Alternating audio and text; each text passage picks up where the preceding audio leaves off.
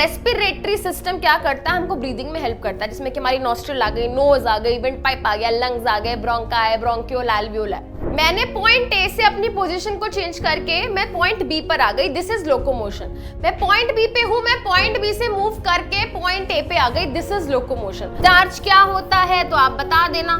Starch एक complex sugar होती है और जो माल्टोज है वो एक सिंपल शुगर होती है।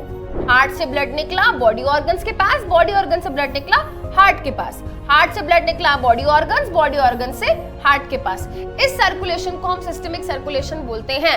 मैम, हमने लाइफ प्रोसेस के सारे कॉन्सेप्ट्स पढ़ लिए हैं एंड सारे कॉन्सेप्ट्स को अच्छे से हमने समझ लिया है। क्या इतना बोर्ड एग्जाम्स के लिए काफी है? तो भाई मेरा आंसर होगा बिग नो नो नो। जब हम बात करते हैं हमारे बोर्ड एग्जाम्स की, तो ये बात तो हम सभी को पता है कि पेपर में आएंगे क्वेश्चंस एंड क्वेश्चंस को हमको आंसर करना होगा। फिर सेकंड क्वेश्चन ये आता है कि मैम कॉन्सेप्ट पढ़ने के बाद हम कौन से क्वेश्चंस करें। तो जब बारी आती है क्वेश्चंस की, तो उसमें सबसे अच्छी हमारी फेवरेट सबकी चहेती बुक है एनसीईआरटी। हमको एनसीईआरटी को क्या करना है, हर तरीके से फॉलो करना है, चाहे बात हो कॉन्सेप्ट्स की, चाहे बात हो क्वेश्चंस की। एंड एनसीईआरटी के अंदर ट्रस्ट मी बहुत अच्छे क्वेश्चंस दिए हुए हैं जो आपके एग्जाम्स में आते हैं। बट जितने अच्छे क्वेश्चंस होते हैं, बच्चे उतने अच्छे आंसर्स नहीं लिख पाते। कहीं ना कहीं प्रॉब्लम आ जाती है बच्चों को आंसर फ्रेमिंग में। कॉन्सेप्ट हमको आता है, हमको वो चीज पता है कि यार पूछ क्या रहा है क्वेश्चन में, हम समझ चुके हैं, बट कहीं ना कहीं हमारे पास क्या हो जाता है, वर्ड्स की कमी रह जाती है। कई बारी हम सोचते हैं कि हम आंसर लिखेंगे तो मेरा आंसर कितना बड़ा होना चाहिए, कितना छोटा होना चाहिए। तो कहीं ना कहीं बच्चे जो प्रॉब्लम फेस करते हैं वो फेस करते हैं during answer framing, answer writing. तो आज हम क्या करने वाले हैं, आज के सेशन में हम डिस्कस करने वाले हैं हमारी class 10th biology chapter life process के एनसीईआरटी क्वेश्चंस को। एंड जब हम अपनी आज की क्लास स्टार्ट करेंगे बेटा, तो मैं आपको बता दूं आज के सेशन में हम अपनी एनसीईआरटी के दोनों ही तरीके के क्वेश्चंस को डिस्कस करेंगे। मैम दोनों तरीके के क्वेश्चंस? यस, हमारी एनसीईआरटी के अंदर बेटा दो तरीके के क्वेश्चंस दिए हुए हैं। The first one हमारे आ जाते हैं इन टेक्स्ट क्वेश्चंस। इन टेक्स्ट क्वेश्चंस बेटा वही क्वेश्चंस जो आपकी एनसीईआरटी बुक के अंदर हर चैप्टर में आप देखोगे पैराग्राफ्स के बीच बीच में ब्लू कलर से डब्बे बने हुए हैं। मतलब डब्बे तो व्हाइट कलर के बने हुए हैं, बट उनके अंदर ब्लू कलर से वो क्वेश्चंस दिए हुए हैं, उनको हम इन टेक्स्ट क्वेश्चंस बोलते हैं। And second type of questions बेटा वही हमारे जो चैप्टर खत्म होने पे जिनको हम बैक एक्सरसाइज क्वेश्चंस बोलते हैं, उनकी बात कर रहे हैं। तो आज ये हम दोनों ही क्या करेंगे बेटा, ये दोनों ही तरीके के क्वेश्चंस आज हम स्टार्ट करने वाले हैं। I hope you all guys are ready. And बेटा मैं दोबारा से बता रही हूं, चैप्टर सिर्फ पढ़ लेना काफी नहीं है, हर तरीके के क्वेश्चंस आपको पता होने चाहिए। And again trust me, you have to trust me बेटा, एनसीईआरटी के क्वेश्चंस ऐसे सेम टू सेम उठ के बोर्ड एग्जाम्स में आए हुए हैं, ठीक है। So don't under estimate the power of NCERT and your teachers. जब वो बोल रहे हैं तो सुन लो उनकी बात।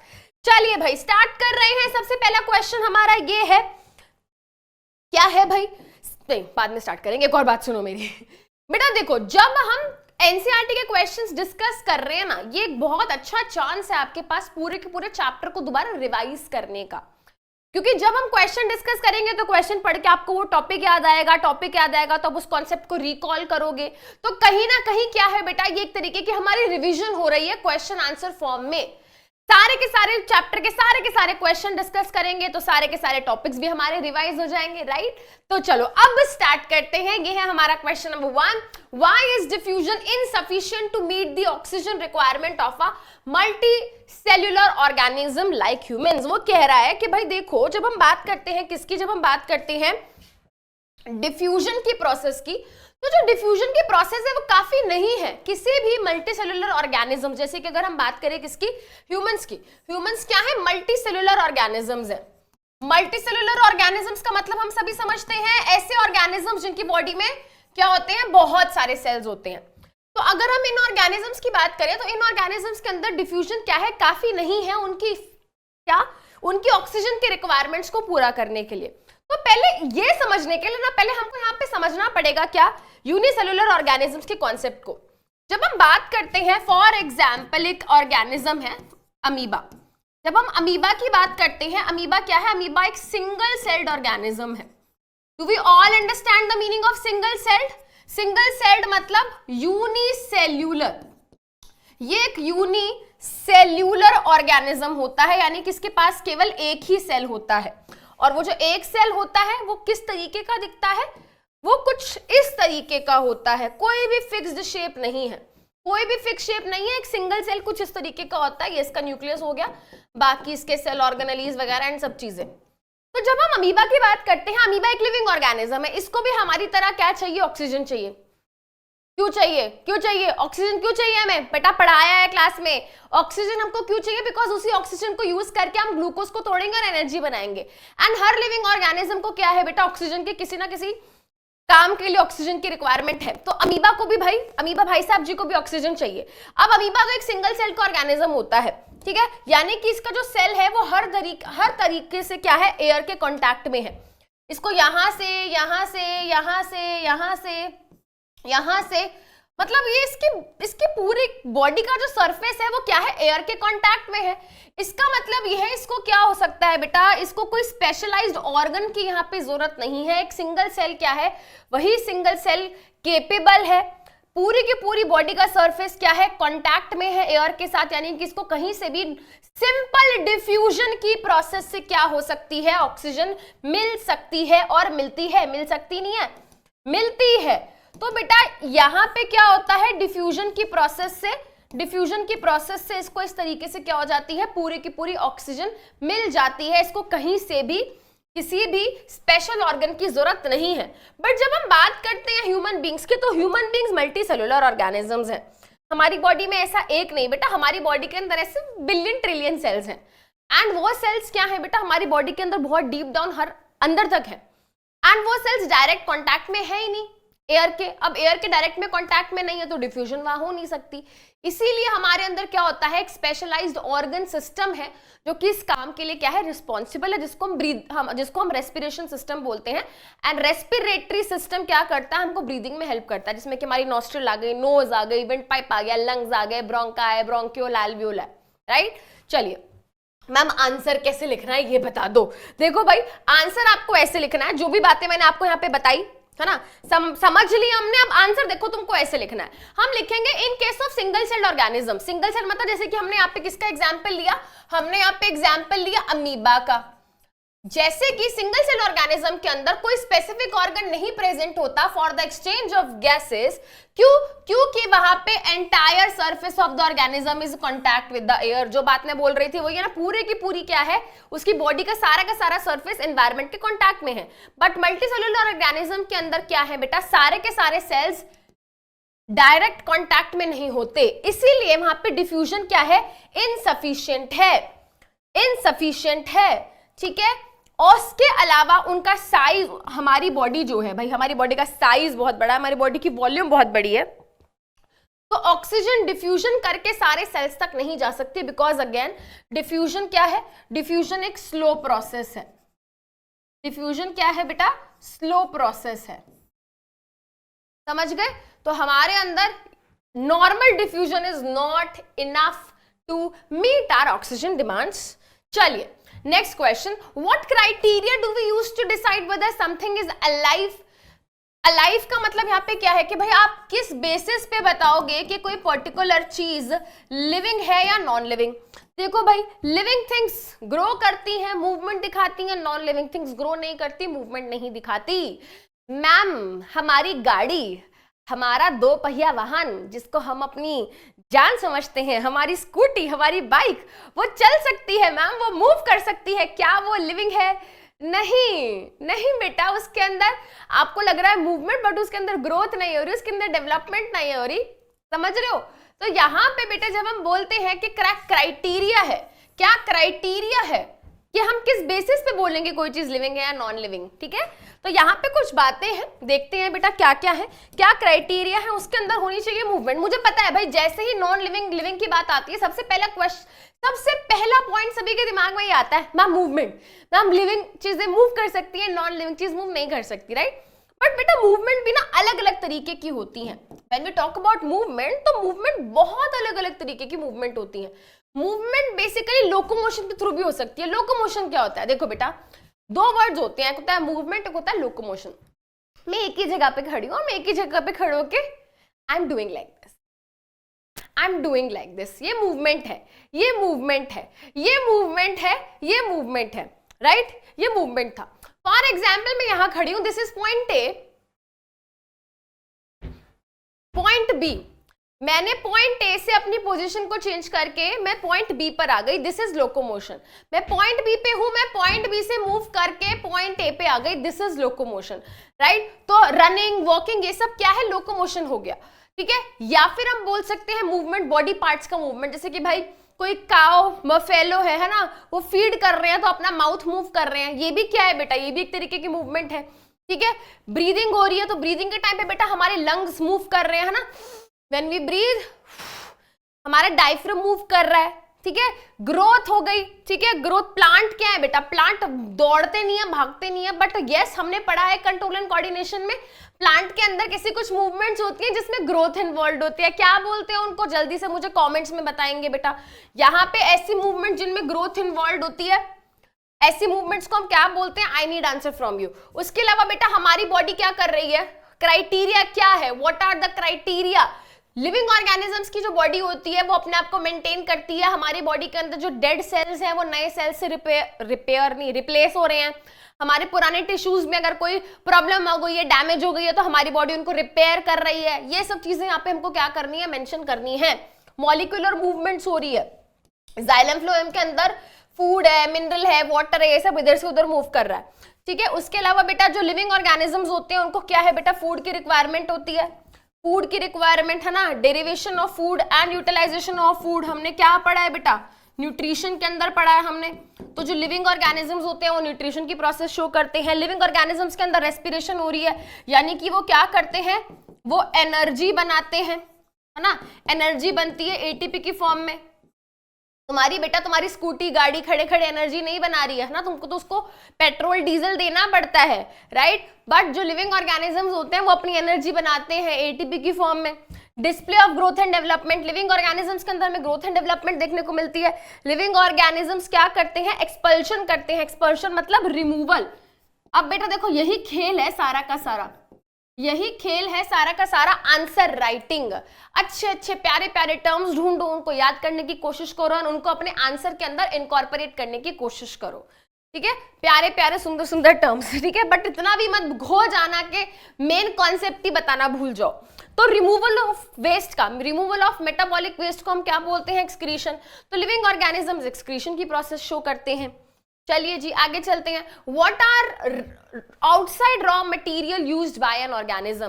कोई भी लिविंग ऑर्गेनिज्म हो, यहाँ पे सिर्फ मैं प्लांट्स की बात नहीं कर रही, मैं कोई भी लिविंग ऑर्गेनिज्म की बात करूं तो हर लिविंग ऑर्गेनिज्म अपने बाहर से एनवायरमेंट से दो बेसिक चीजें सभी ऑर्गेनिजम्स क्या करते हैं, यूज करते हैं। एक तो बेटा फूड। अब आप बोलेगे मैम प्लांट तो अपना फूड खुद बनाते हैं, बट बेटा प्लांट भी अपना फूड बनाने के लिए बाहर से कार्बन डाइऑक्साइड लेते हैं और वाटर लेते हैं, सनलाइट लेते हैं, राइट। बट और फूड जो है बेटा किसी भी ऑर्गेनिज्म के अंदर हमेशा प्रेजेंट नहीं होता, राइट। वो उनको अपनी बाहर एनवायरनमेंट से डिराइव करना ही करना पड़ता है, या तो डायरेक्टली या इनडायरेक्टली उसका सोर्स हमारी एनवायरनमेंट ही है। ऑक्सीजन, ऑक्सीजन जो है बेटा, ऑक्सीजन जो है हर लिविंग ऑर्गेनिज्म को चाहिए, सो दैट उस ऑक्सीजन की मदद से वो क्या करेंगे, फूड को ब्रेक करेंगे और एनर्जी बनाएंगे। एनर्जी बनती है एटीपी की फॉर्म में। चलिए नेक्स्ट क्वेश्चन देखते हैं। What processes do you consider essential for maintaining life. देखो बेटा ये सब चीजें पढ़ी है तुमने, अब पता है प्रॉब्लम क्या है, तुम्हारे अंदर ना कॉन्फिडेंस की कमी है, ठीक है। दो तरीके के बच्चे होते हैं, एक तो होंगे ओवर कॉन्फिडेंट, मैं नहीं तो कौन बे, मेरे सामने कोई बोल सकता है क्या, हाँ बेटा सीबीएसई। और फिर जब सीबीएसई बोलेगी ना तुम कुछ नहीं बोल पाओगे। तो इतना ज्यादा ओवर कॉन्फिडेंट भी नहीं होना है कि अरे भाई मैंने पढ़ लिया, जो आएगा पेपर में मैं कर दूंगा, है ना। और ऐसे बच्चे अक्सर क्या करते हैं बेटा, कॉन्सेप्ट पढ़ने के बाद क्वेश्चन की प्रैक्टिस ही नहीं करते, उन बच्चों की बात कर रहे हो। ऐसे ओवर कॉन्फिडेंट नहीं बनना है। या फिर होते हैं बेचारे कुछ बच्चे जो बहुत ही अंडर कॉन्फिडेंट होते हैं, पढ़ा है बट फिर भी पता नहीं डर लग रहा है उनको कि पता नहीं यार मेरा आंसर ठीक होगा या गलत। तो भाई होगा तुम्हारा आंसर, बिल्कुल सही होगा। क्वेश्चन को ध्यान से पढ़ो, बिल्कुल एक एक चीज बेटा तुमको पढ़ाई गई है, तुमने भी पढ़ी है, अपने ऊपर कॉन्फिडेंस रखो। घुमा फिरा के इसने की चीज पूछिए बेटा, यहाँ पे कोई तुमसे बोल दे कि भाई लाइफ प्रोसेस कौन सी होती है, तब भी तुम ये बोलोगे ना लाइफ प्रोसेस होती है न्यूट्रिशन, रेस्पिरेशन, ट्रांसपोर्टेशन, एक्सक्रीशन। अब बेटा कान पकड़ना था, देखो ऐसे, इन्होंने पकड़ा ऐसे, बात वही पूछी है, आंसर वही है, न्यूट्रिशन, रेस्पिरेशन, ट्रांसपोर्टेशन, एक्सक्रीशन, बस वही है। शब्दों के साथ क्या करा है बेटा, खेल लिया। जैसे तुम्हारी फीलिंग्स के साथ कोई खेल के चला जाता है, बिल्कुल वैसे ही सीबीएसई शब्दों के साथ खेल के तुम्हारे दिल के साथ खेलता है। ठीक है, तो यहाँ पे what processes would you consider, वो कह रहा है कौन से प्रोसेसेस को आप एसेंशियल मानते हो लाइफ मेंटेन करने के लिए। लाइफ मेंटेन करने का मतलब बेटा यही हुआ ना, हमारे सर्वाइवल के लिए कौन से प्रोसेसेस ऐसी प्रोसेसेस हैं जो जरूरी हैं, जिनके बिना हम जिंदा नहीं रह पाएंगे। तो यानी कि यहाँ पे हम कौन सी प्रोसेसेस की बात कर रहे हैं, जल्दी बता दीजिए। वेरी गुड, यहाँ पे हम बात कर रहे हैं लाइफ प्रोसेसेस की। तो बताइए बेटा कौन सी लाइफ प्रोसेस हमने पढ़ी है। वेरी गुड, हमने 4 लाइफ प्रोसेस पढ़ी है, nutrition, respiration, transportation, excretion. Simple, smooth like बड़ो। चलिए आगे चलते हैं। What are the differences between autotrophic nutrition and heterotrophic nutrition. CBSE 2019 के पेपर में इतना इजी क्वेश्चन, यस इतना इजी क्वेश्चन, बट हमको मैम सिर्फ एक ही आता था डिफरेंस, और हमारा आंसर जितना अच्छा हो सकता था हम कर ही नहीं पाए, है ना। तो यही चीजें हमको अपने अंदर सुधारनी है। देखो बेटा, जब पेपर में अगर क्वेश्चन आएगा कि भाई ऑटोट्रॉफिक हेटरोट्रॉफिक न्यूट्रिशन में क्या डिफरेंस है, तो हम क्या लिखेंगे, autotrophic nutrition, heterotrophic nutrition. Autotrophic मतलब ऑटो मतलब सेल्फ, ऐसा न्यूट्रिशन जिसमें क्या होता है, ऑर्गेनिजम्स अपने आप को सेल्फ नरिशमेंट देते हैं, यानी कि जिसमें अपना वो खाना खुद बनाते हैं, ऐसे न्यूट्रिशन को ऑटोट्रॉफिक न्यूट्रिशन बोलते हैं। ऐसा न्यूट्रिशन जिसमें ऑर्गेनिजम्स क्या करते हैं, दूसरों के ऊपर डिपेंडेंट होते हैं, उसको हम बोलते हैं हेटरोट्रॉफिक न्यूट्रिशन। तो बेटा देखो, पहला पॉइंट तो यही होगा जो अभी हमने बोला एंड डिस्कस किया, prepare own food, can not prepare their own food. यहां पे क्या होता है बेटा, अपना खाना बनाने के लिए वो 4 चीजें यूज करते हैं, CO2, H2O, sunlight and chlorophyll. Highlight कर दूं, दूसरे कलर से हाईलाइट करती हूं, क्योंकि बेटा एक लाइन तो सब लिख देते हैं, एक पॉइंट तो सब लिख देते हैं, उसके बाद फुस्सी बम फुस, है ना, आगे पता ही नहीं क्या लिखना है। तो हम बताएंगे भाई CO2, water, sunlight, chlorophyll use करते हैं बाहर से, बट भाई ये कुछ यूज नहीं कर सकते, ये बस क्या है, दूसरों के ऊपर डिपेंडेंट है। या तो प्लांट्स को उठा के खा लेते हैं, प्लांट से अपना खाना ले लेते हैं, दूसरे एनिमल से अपना खाना ले लेते हैं, डिपेंडिंग अपॉन के वो डेड है, डिकेइंग है तो सैप्रोफिटिक हो गया, अगर वो लिविंग ऑर्गेनिज्म किसी और लिविंग ऑर्गेनिज्म से ले रहे हैं तो पैरासिटिक हो गया।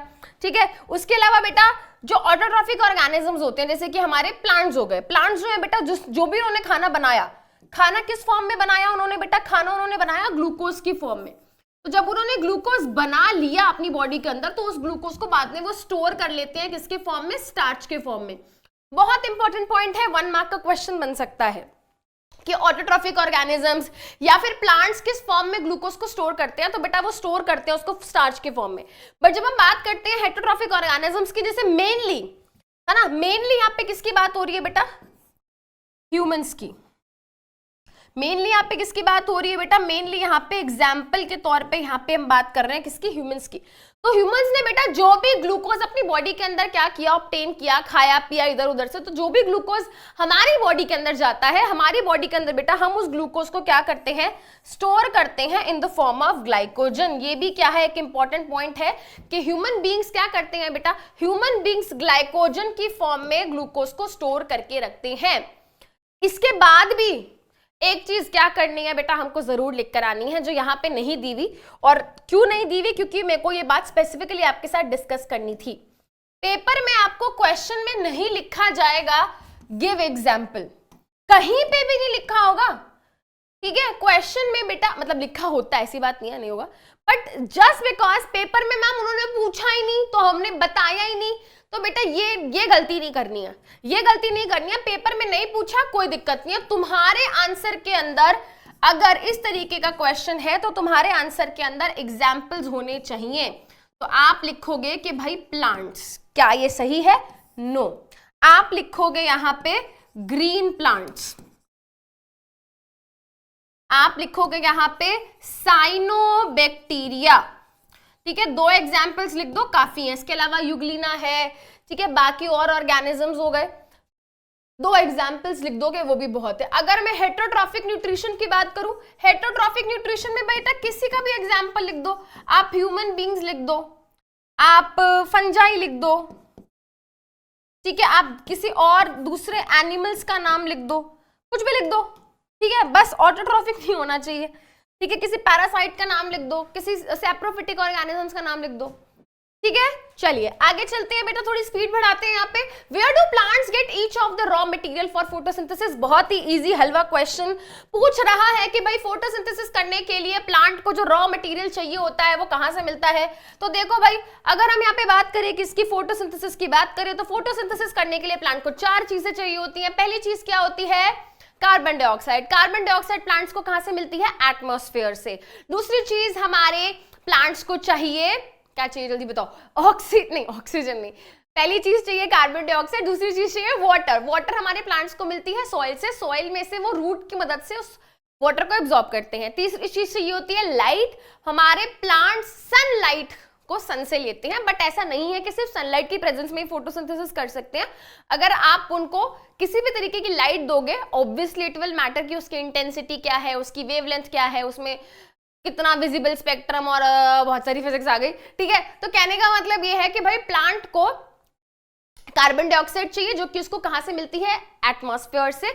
सॉइल में से उसको मिलता है वाटर, सनलाइट उसको सन से मिलती है, एंड चौथी चीज लीव्स, जो कि उसकी ऑलरेडी हमारे जो लीव्स होते हैं उनके सेल्स के क्लोरोप्लास्ट के अंदर क्लोरोफिल प्रेजेंट होता है। तो यही बात हमने यहाँ पे बता दी।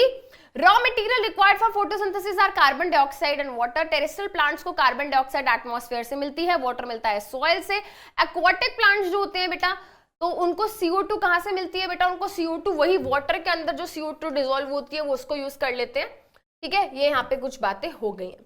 चलिए आगे चलते हैं। What is the role of acid in our stomach? वो कह रहा है कि भाई हमारे स्टमक के अंदर एसिड का क्या रोल है। तो भाई अगर हम बात करें एसिड की, तो यहाँ पे कौन से एसिड की बात हो रही है? Which acid we are talking about? यहाँ पे हम बात कर रहे हैं, वेरी गुड, यहाँ पे हम बात कर रहे हैं हाइड्रोक्लोरिक एसिड के बारे में। काफी ज्यादा स्ट्रॉन्ग एसिड होता है ये। This is hydrochloric acid, this is hydrochloric acid. ये L बनाया, ठीक है, और ये स्मॉल होगा, कैपिटल नहीं होगा। H for hydrogen, capital C, and this is chlorine. This is the right way of writing HCl। बहुत बच्चे HCl ऐसे लिखते हैं, गलत है बेटा, ठीक है। केमिस्ट्री की क्लास नहीं हो रही है यहाँ पे, बट जस्ट अ थॉट, तो मैंने यहाँ पे शेयर कर दिया। चलिए HCl का क्या रोल होता है बेटा? देखो, सबसे पहले हमको पता होना चाहिए कि हमारे स्टमक के अंदर क्या है। हमारे स्टमक की जो दीवारें होती हैं, जो वॉल्स होती हैं, वहां पे प्रेजेंट होते हैं गैस्ट्रिक ग्लैंड्स। क्या प्रेजेंट होता है भाई? अब भी जल्दी से रिवीजन करा दूंगी, देखो तुम्हारी पता भी नहीं चलेगा तुम्हें। या हमारे स्टमक के अंदर क्या होते हैं बेटा? हमारे स्टमक की वॉल्स के अंदर क्या प्रेजेंट होते हैं? Gastric glands. गैस्ट्रिक ग्लैंड्स क्या करते हैं? रिलीज करते हैं गैस्ट्रिक जूस को, और इस गैस्ट्रिक जूस के अंदर प्रेजेंट होती है 3 चीजें।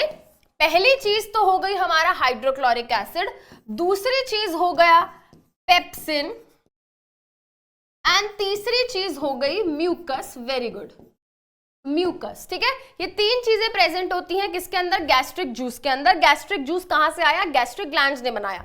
गैस्ट्रिक ग्लैंड्स कहां थे बेटा? हमारे स्टमक की वॉल्स में, हमारे स्टमक की वॉल्स के अंदर थे। अब वो पूछ रहा है कि भाई इस हाइड्रोक्लोरिक एसिड का क्या काम है, तो अभी हम बात कर लेते हैं बेटा। ये जो हाइड्रोक्लोरिक एसिड होता है बेटा, ये हाइड्रोक्लोरिक एसिड हमारे पेप्सिन की एक्टिवेशन के लिए जरूरी है।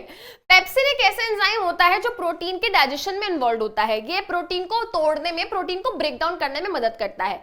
बट प्रोटीन को एक्टिवेट करने के लिए, पेप्सिन को एक्टिवेट करने के लिए हमको क्या चाहिए? एसिडिक कंडीशंस चाहिए होती है, एसिडिक मीडियम, यानी कि जो पीएच है वो एसिडिक होना चाहिए, लो पीएच होना चाहिए। लो पीएच मतलब, एसिडिक पीएच मतलब क्या हो गया भाई? 1 to लेके 7 तक का जो पीएच होता है उसको हम एसिडिक काउंट करते हैं। तो भाई इस पेप्सिन को एक्टिवेट करने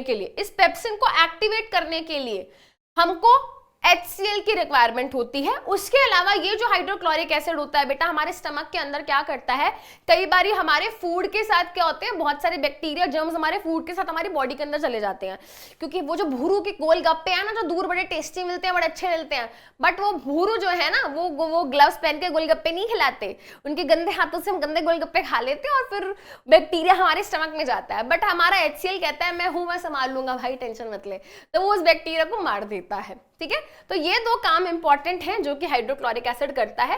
पेपर में एक क्वेश्चन और बनता है कि भाई अगर हमारे स्टमक के अंदर इतना स्ट्रॉन्ग एसिड प्रेजेंट है तो स्ट्रॉन्ग एसिड से कौन बचाता है, तो भाई उस स्ट्रॉन्ग एसिड से बचाने का काम, प्रोटेक्शन का काम कौन करता है, म्यूकस। ठीक है, तो पेप्सिन को हाइड्रोक्लोरिक एसिड की जरूरत है, but hydrochloric acid can be harmful to the walls of our stomach, तो उससे प्रोटेक्ट करने के लिए म्यूकस प्रेजेंट है। जो मैंने 2 पॉइंट्स की बात करी बेटा, इस तरीके से आपको दोनों पॉइंट्स लिखकर आने हैं। लो पीएच प्रोवाइड करता है और उसके अलावा हाइड्रोक्लोरिक एसिड बैक्टीरिया जर्म्स को मार देता है हमारे स्टमक के अंदर। Next question, what is the function of digestive enzymes. अब देखो बेटा इस तरीके से तुम्हारा दिमाग घूमेगा, मैम कौन सा एंजाइम्स, कौन सा एंजाइम का फंक्शन पूछ रहे हैं, हमें तो बताया ही नहीं मैम, मेंशन ही नहीं किया। क्योंकि अगर वो किसी स्पेसिफिक एंजाइम का क्वेश्चन पूछा होता, अगर वो किसी स्पेसिफिक एंजाइम का रोल पूछ रहे होते बेटा, तो आप स्पेसिफिक एंजाइम की बात कर सकते थे, है ना। तो यहाँ पे कंफ्यूजन क्रिएट कर दी उन्होंने। यहाँ पे वो सिंपली पूछ रहे हैं कि भाई डाइजेस्टिव एंजाइम क्या करते हैं।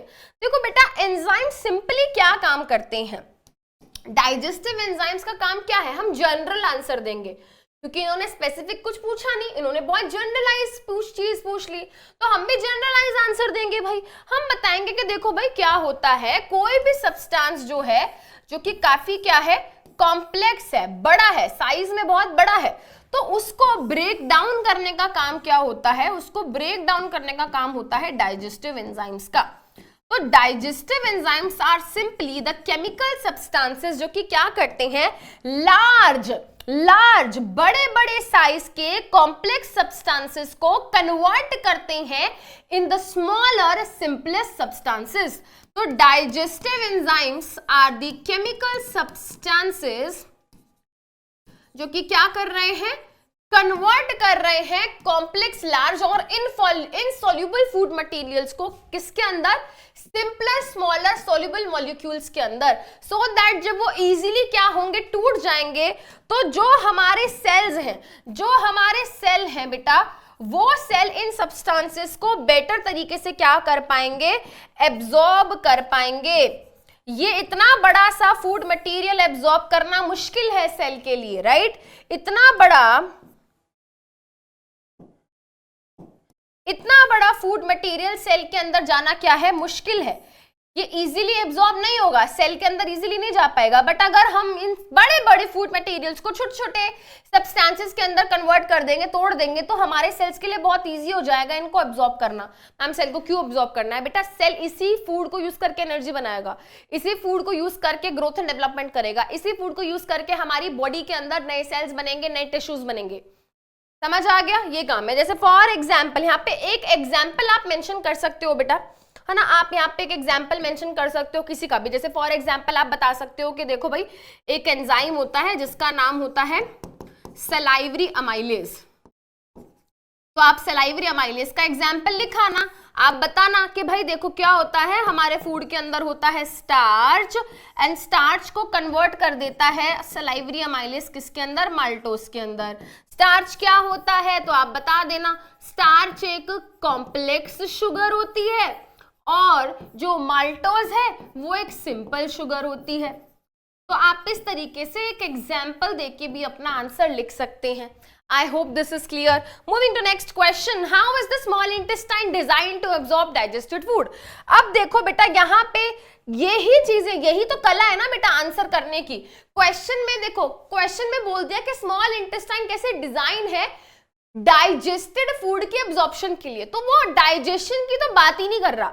वो कह रहा है कि जब खाना डाइजेस्ट हो चुका होता है तो ऐसी क्या चीज है स्मॉल इंटेस्टाइन के अंदर जो उस फूड की एब्जॉर्प्शन में मदद करती है। समझ रहे हो बेटा। तो अब अगर तुम पेपर के अंदर ये लिख कर आओगे ना कि इंटेस्टाइन के अंदर इंटेस्टाइनल एंजाइम्स होते हैं जो कि कार्बोहाइड्रेट को ग्लूकोज में कन्वर्ट कर देते हैं, प्रोटीन्स को अमीनो एसिड, सब गलत, सब गलत, किसी काम का नहीं है, उसको पूछना ही नहीं है वो।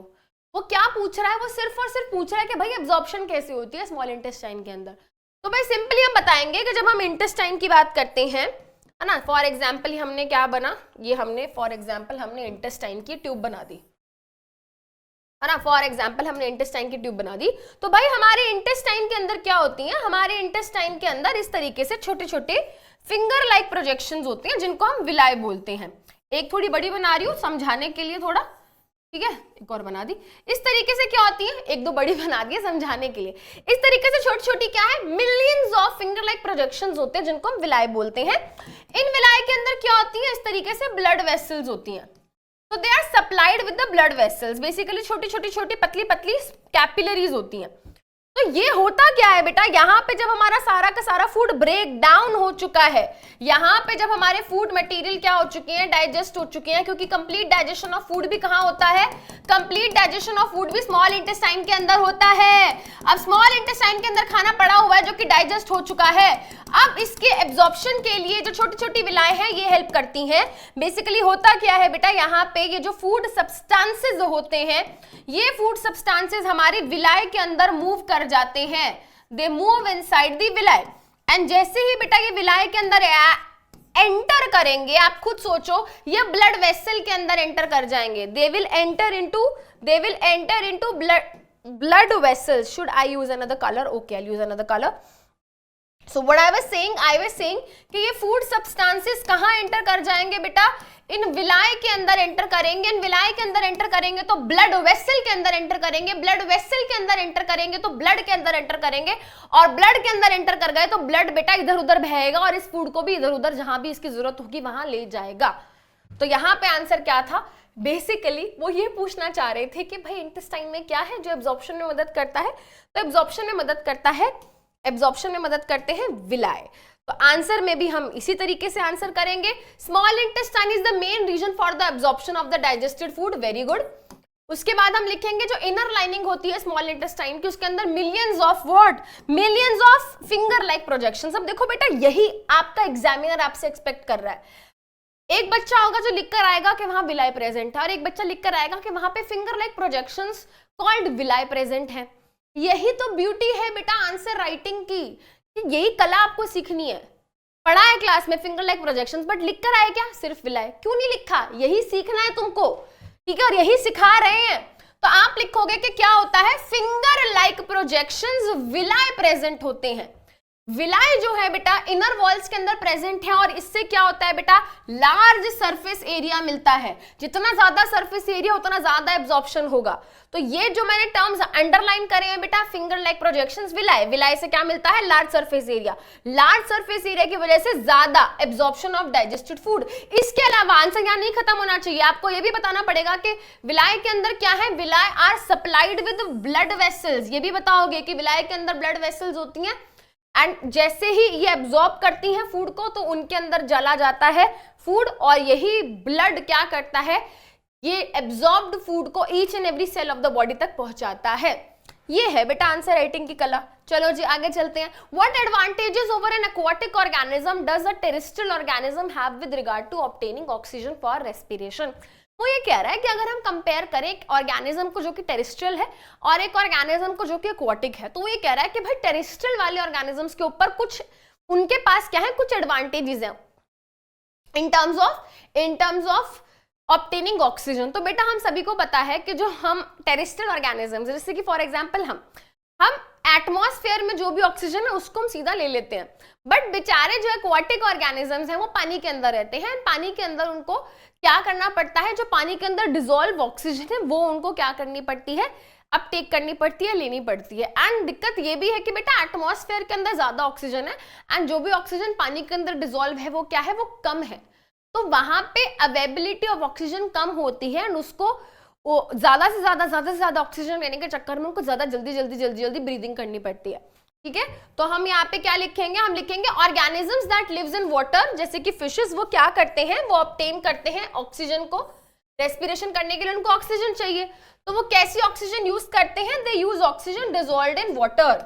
वो कौन से ऑक्सीजन यूज करते हैं, oxygen dissolve in water. But जो टेरेस्ट्रियल ऑर्गेनिजम्स हैं वो डायरेक्टली कहां से ले लेते हैं बेटा, एयर से, अभी बात करी। और एक और प्रॉब्लम जैसे कि मैंने बताया बेटा, ऑक्सीजन जो पानी के अंदर डिसॉल्व है वो कम है, इट इज लो। एनवायरमेंट के अंदर बाहर ऑक्सीजन ये सब ज्यादा है, पानी के अंदर जो डिसॉल्व ऑक्सीजन है वो कम है, ठीक है। इसी को कंपनसेट करने के लिए क्या होता है भाई, जो ब्रीदिंग रेट होता है, ब्रीदिंग रेट होता है एक्वाटिक ऑर्गेनिज्म के अंदर, वो फास्टर होता है।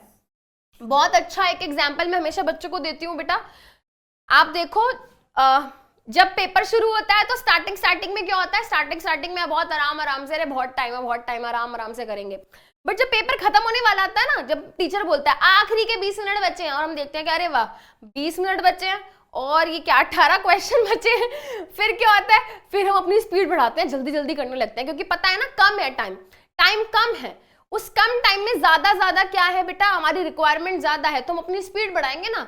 बिल्कुल वैसे ही पानी के अंदर ऑक्सीजन कम है, ऑक्सीजन चाहिए भाई ज्यादा, तो क्या करेंगे, ऑक्सीजन लेने की स्पीड, ब्रीदिंग की जो स्पीड है वो बढ़ा देते हैं वो। तो एक्वाटिक ऑर्गेनिजम्स के अंदर बेटा रेट ऑफ ब्रीदिंग क्या होता है, हाइयर होता है। अब ये क्वेश्चन घुमा के आता है कई बारी, है ना, कान ऐसे नहीं पकड़ेंगे, कान ऐसे पकड़ेंगे जी, तो घुमा के क्वेश्चन आता है, वो पूछते हैं कि भाई एक्वाटिक ऑर्गेनिजम्स के अंदर रेट ऑफ ब्रीदिंग फास्टर क्यों है, वो हाइयर रेट ऑफ ब्रीदिंग क्यों शो करते हैं। तो हम ये लिखेंगे कि देखो भाई एक्वाटिक ऑर्गेनिजम्स के अंदर रेट ऑफ ब्रीदिंग इसलिए ज्यादा होता है क्योंकि वो ऑक्सीजन डिसॉल्व इन वाटर को यूज करते हैं, क्योंकि वो क्या है, oxygen dissolve in water is actually लो, वहां पे कंसंट्रेशन लो है, इसीलिए फास्टर है, ठीक है। तो कैसे कैसे क्वेश्चन बन सकते हैं मैं ये भी आपको बता के चल रही हूँ। आगे चलेंगे बेटा, what are the different ways in which organism ways in which glucose is oxidized to provide energy in various organism, ठीक है। अब देखो बेटा यहाँ ऑक्सीडाइज बोल के ना डरा दिया, ऑक्सीडाइज बोला और यहाँ पे इन्होंने डरा दिया, वो क्या पूछ रहा है, वो ये पूछ रहा है कि भाई कौन से ऐसे अलग अलग वेज हैं जिससे क्या हो सकता है, ग्लूकोज को ऑक्सीडाइज किया जाता है एनर्जी बनाने के लिए। बेटा यहाँ पे ऑक्सीडाइज का मतलब है ब्रेक डाउन, ऑक्सीडाइज का मतलब यहाँ पे है ब्रेक डाउन। कितने अलग अलग पाथवेज हमने पढ़े हैं जिसमें हमने देखा कि ग्लूकोज को तोड़ा जाता है एनर्जी बनाने के लिए। तो बेटा ग्लूकोज को कब तोड़ा जाता है, याद करो, वेरी गुड, रेस्पिरेशन की प्रोसेस के दौरान। हमारी एनसीईआरटी के अंदर एक चार्ट है जिसमें बेटा मैंने आपको कहा था स्टार लगा लो, है ना, एंड याद करो बेटा जब हम उसकी बात करते हैं तो हमने डिस्कस किया है ना कि कुछ ऑर्गेनिजम्स ऐसे होते हैं जिनमें क्या होता है, ग्लूकोज को तोड़ के पायरुवेट बनाया जाता है, and in the oxygen of presence in the presence of oxygen वो पायरुवेट क्या होता है, carbon dioxide, water and energy बना देता है। ये एक तरीका है, ये एक पाथवे है जो कि ह्यूमन बींग्स के अंदर देखने को मिलता है एंड उन सभी ऑर्गेनिजम्स के अंदर देखने को मिलता है जो कि क्या करते हैं, एरोबिक रेस्पिरेशन शो करते हैं। एरोबिक रेस्पिरेशन मतलब in the presence of oxygen. तो glucose will convert into pyruvate, ये होगा साइटोप्लाज्म में। पायरुवेट को जैसे ही लगेगा कि अरे वाह सेल के अंदर तो ऑक्सीजन है अच्छी सी, तो ये पायरुवेट भाग जाएगा कहाँ पे, माइटोकॉन्ड्रिया में, और माइटोकॉन्ड्रिया में जाके ये पायरुवेट कन्वर्ट हो जाएगा CO2 वाटर एनर्जी में। ये एक तरीका है, ठीक है, ये एक तरीका है। ये सारे तरीके पूछ रहा है, डिफरेंट वेज पूछ रहा है। भाई देखो डिफरेंट वेज ये भी है, ये ग्लूकोज है, ग्लूकोज सेल के अंदर पड़ा पायरुवेट में कन्वर्ट हुआ साइटोप्लाज्म में। अब बेटा जब पायरुवेट ने देखा कि अरे यार सेल के अंदर तो ऑक्सीजन है ही नहीं, एब्सेंट है, तो क्या होता है बेटा, ये पायरुवेट कन्वर्ट हो जाता है इथेनॉल, कार्बन डाइऑक्साइड और एनर्जी में। ह्यूमन बॉडी के अंदर ऐसा नहीं होता, ये देखने को मिलता है किसके अंदर, ईस्ट के अंदर। एक पाथवे ये है, एक पाथवे ह्यूमन बींग्स के अंदर देखा जाता है कब, जब उनको इनफ अमाउंट में ऑक्सीजन नहीं मिल पाती। इनफ अमाउंट में ऑक्सीजन ना मिल पाना को बेटा डेफिशिएंसी ऑफ ऑक्सीजन भी बोला जाता है, या फिर लैक ऑफ ऑक्सीजन, मतलब ऑक्सीजन है बट उतनी नहीं है जितनी होनी चाहिए। तो वहां पे क्या देखने को मिलता है बेटा, ग्लूकोज पहले कन्वर्ट होता है पायरुवेट में, पायरुवेट को पता चल गया कि अरे यार सेल के अंदर तो ऑक्सीजन है ही नहीं, क्या करें। तो मसल सेल्स में खास कर देखा जाता है बेटा कि जो पायरुवेट है वो साइटोप्लाज्म में ही पड़ा कन्वर्ट हो जाता है लैक्टिक एसिड एंड एनर्जी में। एंड यही लैक्टिक एसिड का जब बहुत ज्यादा एक्यूमुलेशन हो जाता है तो इसी लैक्टिक एसिड की वजह से क्या होते हैं, क्रैम्प्स होते हैं, ठीक है। लंग्स कह रही हूँ, लेग्स में देखा है ना बेटा, पैरों में दर्द हो जाता है जब बहुत ज्यादा दौड़ लो, एक्सरसाइज कर लो बहुत दिन बाद, तो लेग्स दुखने लगती हैं। तो बेसिकली वो लेग्स क्यों दुख रही है बेटा, क्योंकि आपके लेग्स की जो मसल्स हैं, मसल्स के अंदर बहुत सारा लैक्टिक एसिड जमा हो गया एंड लैक्टिक एसिड जमा होने की वजह से क्रैम्प्स हो गया। चलिए आगे चलते हैं बेटा, next question, how is oxygen and carbon dioxide transported in human beings. CBSE 2019 का बेटा क्वेश्चन है, ठीक है। एंड यहाँ पे अगर हम बात करें, वो सिंपली पूछ रहा है कि ट्रांसपोर्टेशन कैसे होता है, किसका, ऑक्सीजन का एंड कार्बन डाइऑक्साइड का। बेटा ऑक्सीजन के ट्रांसपोर्टेशन के लिए हमको पता है क्या होता है, हमारी बॉडी के अंदर एक रेस्पिरेटरी पिगमेंट होता है जिसको हम बोलते हैं, वेरी गुड, शाबाश। ऑक्सीजन ट्रांसपोर्टेशन किसकी वजह से होती है, ऑक्सीजन की ट्रांसपोर्टेशन होती है बिकॉज ऑफ दिस प्रोटीन जिसका नाम होता है हेमोग्लोबिन। हेमोग्लोबिन, हेमोग्लोबिन की स्पेलिंग बेटा अलग अलग होती है, बहुत जगह पे HAE ये स्पेलिंग भी लिखी जाती है, बहुत जगह पे ये भी लिखी जाती है, दोनों करेक्ट है, बस तुम हेमोग्लोबिन लिखा ना, दैट इज व्हाट मैटर्स। ठीक है, चलो तो अगर हम बात करें ऑक्सीजन की ट्रांसपोर्टेशन हेमोग्लोबिन की वजह से होती है। हेमोग्लोबिन कहाँ पाया जाता है, हेमोग्लोबिन पाया जाता है रेड ब्लड सेल्स के अंदर। रेड ब्लड सेल्स तो रेड से लिखेंगे भाई हम, है ना। हेमोग्लोबिन कहाँ होता है, हेमोग्लोबिन रेड ब्लड सेल्स के अंदर प्रेजेंट होता है एंड यही ट्रांसपोर्टेशन ऑफ ऑक्सीजन के लिए रिस्पॉन्सिबल है। But when we talk about carbon dioxide, तो भाई कार्बन डाइऑक्साइड जो है ये बेसिकली ये डिसॉल्व्ड फॉर्म में, एनसीईआरटी की ही टर्मिनोलॉजीज को यूज कर रहे हैं बेटा, ये डिसॉल्व फॉर्म में। तो बेसिकली हमारे ब्लड के अंदर, आपको याद है ना बेटा, प्लाज्मा होता है। तो ये प्लाज्मा के अंदर क्या होती है, गैस, ये मतलब सेल तो गलत बना दिया, हाँ सेल नहीं होता, कहीं तुम गोल बना दिया तो सेल सोचो।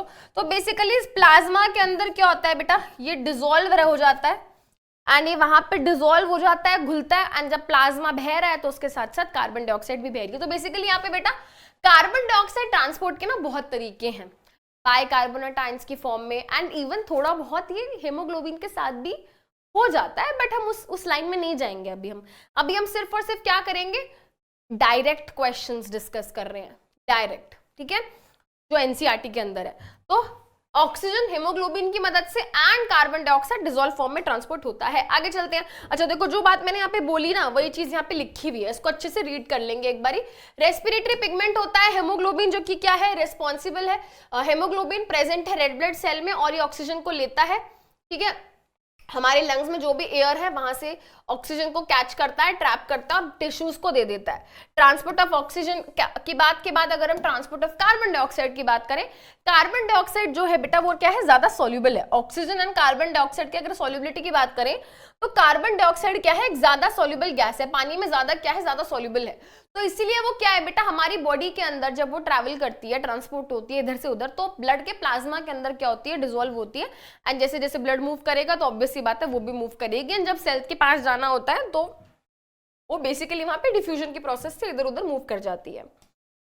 How are lungs designed in human beings to maximise the area of exchange of gases. अब पता है क्या, देखो यहाँ पे बच्चे सबसे ज्यादा कहाँ कंफ्यूज होते हैं, बच्चों को लगता है कि लंग्स के डिजाइन की बात करनी, ओ माय गॉड यहाँ पे हम क्या करेंगे, हम यहाँ पे ना विंड पाइप बताएंगे, विंड पाइप का फिर हम ब्रोंकाई बताएंगे, ब्रोंकाई का ब्रोंक्यूल बताएंगे, फिर हम बताएंगे वहां पे एल्वियोला होता है। अरे भाई इतना पूछा ही नहीं है उसने, क्या पूछा उसने, सिर्फ पूछा किसके बारे में, एक्सचेंज ऑफ गैसेस। तुम ना चीजों के ऊपर ना ध्यान नहीं देते हो, है ना, बहुत ज्यादा फोकस जरूरी है बेटा क्वेश्चन को समझना। क्वेश्चन को समझना आसान नहीं होता, कई बार इस तरीके से घुमा फिरा के क्वेश्चंस आते हैं कि area of exchange of gases कैसे मैक्सिमाइज होता है लंग्स में, सब पढ़ा है बेटा क्लास में सब। एक्सचेंज ऑफ गैसेस बेटा लंग्स में कहाँ होती है, वेरी गुड, एल्वियोलाई में। ये कुछ नहीं बेटा, बस एल्वियोलाई के बारे में पूछ रहा था कि एल्वियोलाई क्या है, एल्वियोलाई का डिजाइन कैसा होता है। तो हमने पढ़ा है कि एल्वियोलाई बलून लाइक स्ट्रक्चर्स होते हैं, वो बहुत ही थिन वॉल्ड होते हैं, जैसे उनके अंदर हवा भरती है वो एक्सपैंड हो जाते हैं, जैसे वो एक्सपैंड होते हैं तो सरफेस एरिया बढ़ जाता है, जितना ज़्यादा सरफेस एरिया उतना ज़्यादा एक्सचेंज ऑफ गैसेस। एंड जब उनके थ्रू जब एक्सचेंज ऑफ गैसेस की हम बात करते हैं तो वहाँ पे कौन मदद करता है, उसके आसपास जो भी ब्लड वेसल्स होती हैं, सराउंडिंग ब्लड वेसल्स होती हैं, वो एक्सचेंज ऑफ गैसेस में मदद करती हैं। सिंपल यार, सिंपल, बस सिंपल चीजें पूछी हुई हैं, ठीक है। हम क्या बताएंगे, हम बताएंगे लंग्स के अंदर क्या होते हैं, बलून लाइक स्ट्रक्चर्स होते हैं जिनको हम एल्वियोलाई बोलते हैं। एल्वियोलाई जो है बेटा वो एक्सपैंड होते हैं, रिलैक्स होते हैं according to the amount of gases necessary for the respiration. Again जब हम ब्रीद इन ब्रीद आउट करते हैं तो उनका सरफेस एरिया बढ़ता है। एल्वियोलाई जो होते हैं बेटा लंग्स में, ये बहुत इंपॉर्टेंट पॉइंट है। एल्वियोलाई का काम क्या है, alveoli basically very large area surface provide करते हैं, किसके लिए, एक्सचेंज ऑफ गैसेस के लिए। जितना ज्यादा एरिया उतना ज्यादा एक्सचेंज ऑफ गैसेस, ठीक है। The alveoli have very thin walls, alveoli की जो वॉल्स होती हैं बहुत ही पतली होती हैं, ये भी बहुत इंपॉर्टेंट पॉइंट है। जितनी ज्यादा पतली होगी उतना ज्यादा इजीली क्या हो पाएंगी बेटा, गैसेस मूव हो पाएंगी। I hope you are getting what I am trying to say. I am saying कि भाई ये क्या है, आई एम सेइंग कि क्या है भाई, ये एल्वियोलाई है, ठीक है। यहाँ पे क्या है, यहाँ पे लेटस से ये क्या है, ब्लड वेसल है, यहाँ पे ये क्या है, ये ब्लड वेसल है, यहाँ पे ये ऑक्सीजन है, ठीक है, यहाँ पे कार्बन डाइऑक्साइड है। बेटा जितनी पतली ये व्हाइट वाली लेयर होगी, जितनी पतली ये व्हाइट वाली दीवार होगी, उतना इजी होगा ऑक्सीजन के लिए इधर जाना। बट अगर मैं यही एल्वियोलाई बेटा ऐसे बना दूं, आप इमेजिन करो ये कितनी मोटी दीवार हो गई है, कितनी मोटी दीवार हो गई है बेटा। जो वॉल है एल्वियोलाई की वो बहुत ज्यादा थिक हो गई है। अब हमारी ऑक्सीजन को अगर क्रॉस करके यहां जाना है तो उसके लिए काफी मुश्किल है, धीरे धीरे बहुत स्लोली होगा।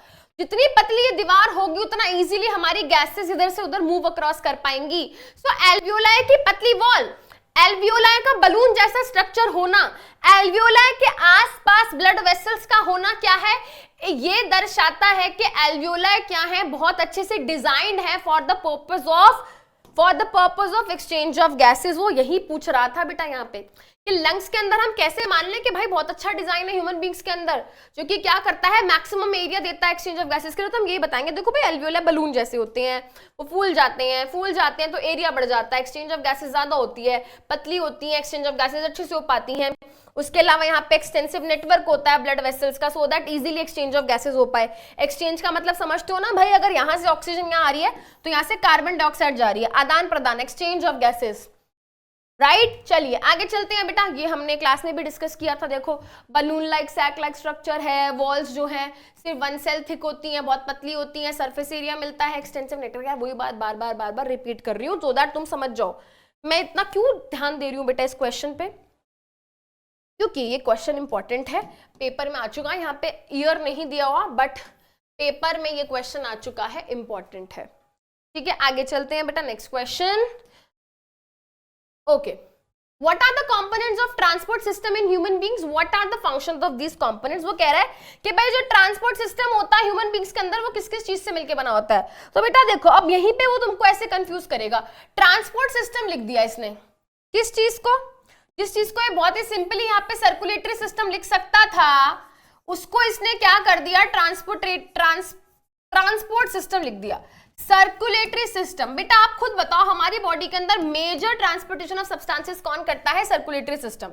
सर्कुलेटरी सिस्टम के कंपोनेंट के बारे में पूछ रहा है बेटा, सर्कुलेटरी सिस्टम के कंपोनेंट आप खुद बताओ मुझे क्या क्या है, क्या क्या होता है बेटा। तीन चीजें हमने इस क्लास में डिस्कस करी है, वेरी गुड। सबसे पहला हो गया ब्लड, ब्लड किन ट्यूब्स के अंदर बहता है, very good, blood vessels. And इस ब्लड को पंप करने का काम किसका है, यस, हार्ट का। तो ये इन तीन चीजों के बारे में पूछ रहा था। उसके बाद हम फर्दर बता देंगे भाई, हमारे पास तो हम नॉलेज इतनी है मैम, हम तो मरे जा रहे हैं, बस कोई सुन ले। सीबीएसई में सुनाना बेटा अपने आंसर शीट में सारी कहानी नहीं सुनानी है, मजाक कर रही हूँ।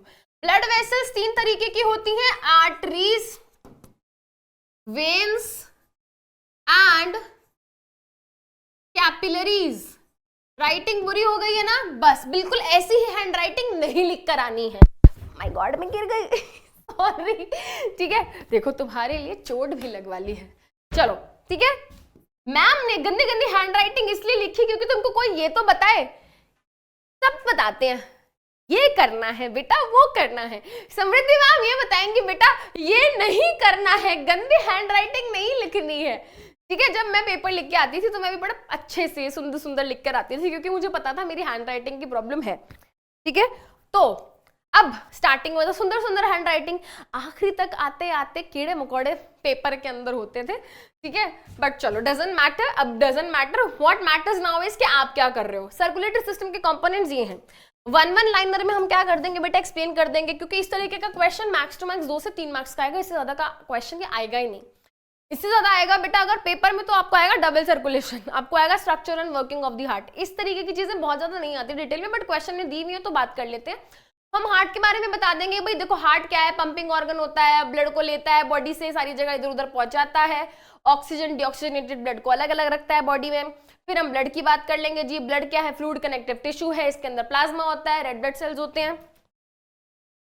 क्या होता है भाई, इसके अंदर प्लाज्मा होते हैं, इसके अंदर रेड ब्लड सेल्स होते हैं, इसके अंदर व्हाइट ब्लड सेल्स होते हैं एंड इसके अंदर प्लेटलेट्स होती हैं। एक एक लाइन करके इनका फंक्शन बता देंगे। प्लाज्मा क्या है? फूड के, कार्बन डाइऑक्साइड के, नाइट्रोजनस वेस्ट के ट्रांसपोर्टेशन के लिए रिस्पॉन्सिबल है। रेड ब्लड सेल ट्रांसपोर्टेशन किसकी करता है बेटा? Red blood cell transport respiratory gases and नहीं बेटा हॉर्मोन्स नहीं लिखेंगे यहाँ पे।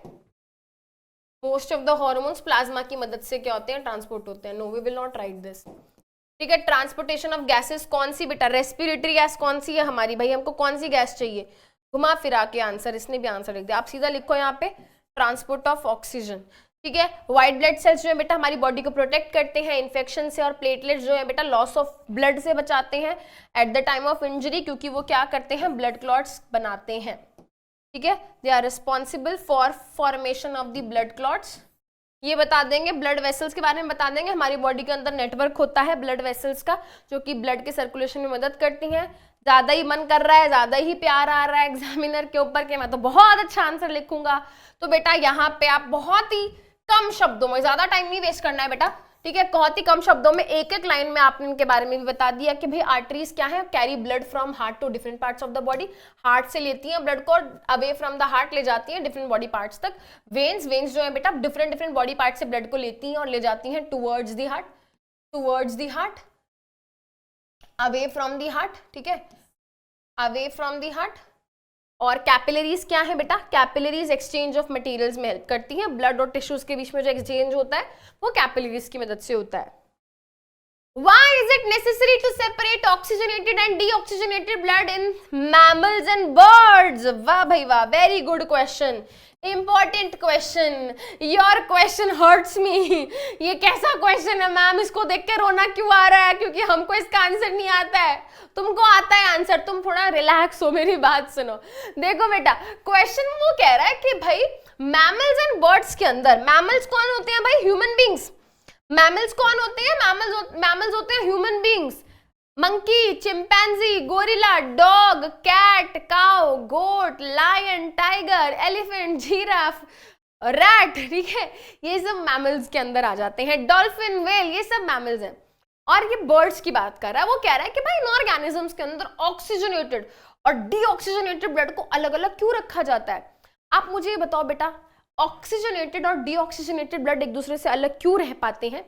बिकॉज जब हम बात करते हैं किसकी? जब हम बात करते हैं बर्ड्स एंड मैमल्स की, इन सभी के अंदर क्या है? 4 चेम्बर्ड हार्ट प्रेजेंट होता है। बर्ड्स एंड मैमल्स की जब हम बात करते हैं तो इनके हार्ट के अंदर क्या होते हैं? 4 चेम्बर्स होते हैं। एंड जब हम इन 4 चेम्बर्स की बात करते हैं बेटा, तो इसमें क्या है बेटा? Left atrium, left ventricle, right atrium, right ventricle. इसमें हमने पढ़ा है बेटा, जब हम बात करते हैं किसकी? जब हम बात करते हैं ऑक्सीजनेटेड एंड डीऑक्सीजनेटेड ब्लड की, तो इस तरफ हमारा ऑक्सीजनेटेड ब्लड रहता है और इस तरफ हमारा डीऑक्सीजनेटेड ब्लड रहता है। चेम्बर्स होने की वजह से, इतने सारे चेम्बर्स होने की वजह से क्या होता है बेटा? लेफ्ट यहां पे जो ऑक्सीजनेटेड ब्लड है वो इधर नहीं आता एंड यहां का जो डीऑक्सीजनेटेड ब्लड है वो इधर नहीं जाता। ब्लड सेपरेट रहता है, ब्लड सेपरेट रहता है, जिसकी वजह से क्या है बेटा? यहां पे हमारे ब्लड की इंटरमिक्सिंग नहीं होती। अब जब ब्लड की इंटरमिक्सिंग नहीं होती, इसका मतलब यह है कि ब्लड के अंदर अच्छी खासी अमाउंट ऑफ ऑक्सीजन मेंटेन रहती है।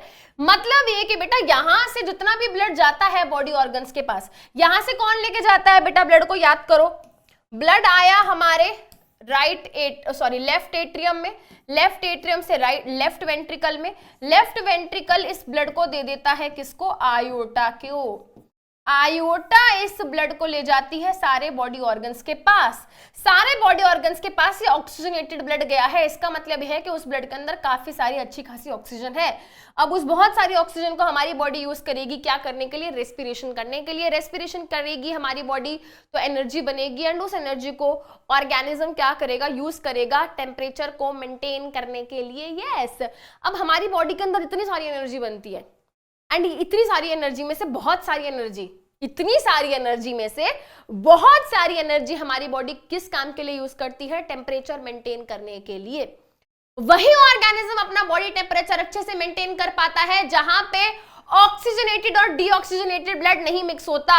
कहां मिक्स नहीं होता ऑक्सीजनेटेड और डीऑक्सीजनेटेड ब्लड? जहां पे 4 चेंबर वाले हार्ट होते हैं। 4 चेंबर वाले हार्ट कौन से ऑर्गेनिजम्स के अंदर होते हैं? बर्ड्स एंड मैमल्स के अंदर। आ गई बात समझ में? बेटा कोई भी चीज आपको मुश्किल इसलिए लग रही है क्योंकि हमने वो पहली बारी देखी है और हम डर रहे हैं। बार बार उस चीज को रीड करो, बार बार समझो, तो आपको बेटा चीजें आसान लगेंगी। ट्रस्ट मी, विश्वास रखो। देखो अब यहाँ पे हम आंसर लिखेंगे। हम आंसर ये लिखेंगे कि देखो भाई, जब हम बात करते हैं किसकी, ऑक्सीजनेटेड एंड डीऑक्सीजनेटेड ब्लड की, तो उनको सेपरेट रखना क्या है, जरूरी है। क्यों? अगर हम चाहते हैं कि हमारी बॉडी के अंदर या किसी भी ऑर्गेनिज्म के अंदर क्या हो, एफिशिएंट सप्लाई हो ऑक्सीजन की, एफिशिएंट सप्लाई ऑफ ऑक्सीजन कराने के लिए ऑक्सीजनेटेड और डीऑक्सीजनेटेड ब्लड को मिक्स नहीं होने देना है। और ये कहां पे पॉसिबल हो पाता है बेटा? ये पॉसिबल हो पाता है बर्ड्स एंड मैमल्स के अंदर, क्योंकि उनके अंदर 4 चेम्बर्ड हार्ट है, 4 अलग अलग कमरे हैं, 4 अलग अलग कमरों का सामान आपस में मिक्स नहीं होता, जिसकी वजह से ऑक्सीजन अच्छे से हर सेल तक पहुंच पाती है। अच्छे से सेल तक जब ऑक्सीजन पहुंच पाती है तो वो क्या करती है बेटा, अच्छे से एनर्जी बनाती है, और यही एनर्जी क्या करती है, टेम्परेचर मेंटेन करने में मदद करती है।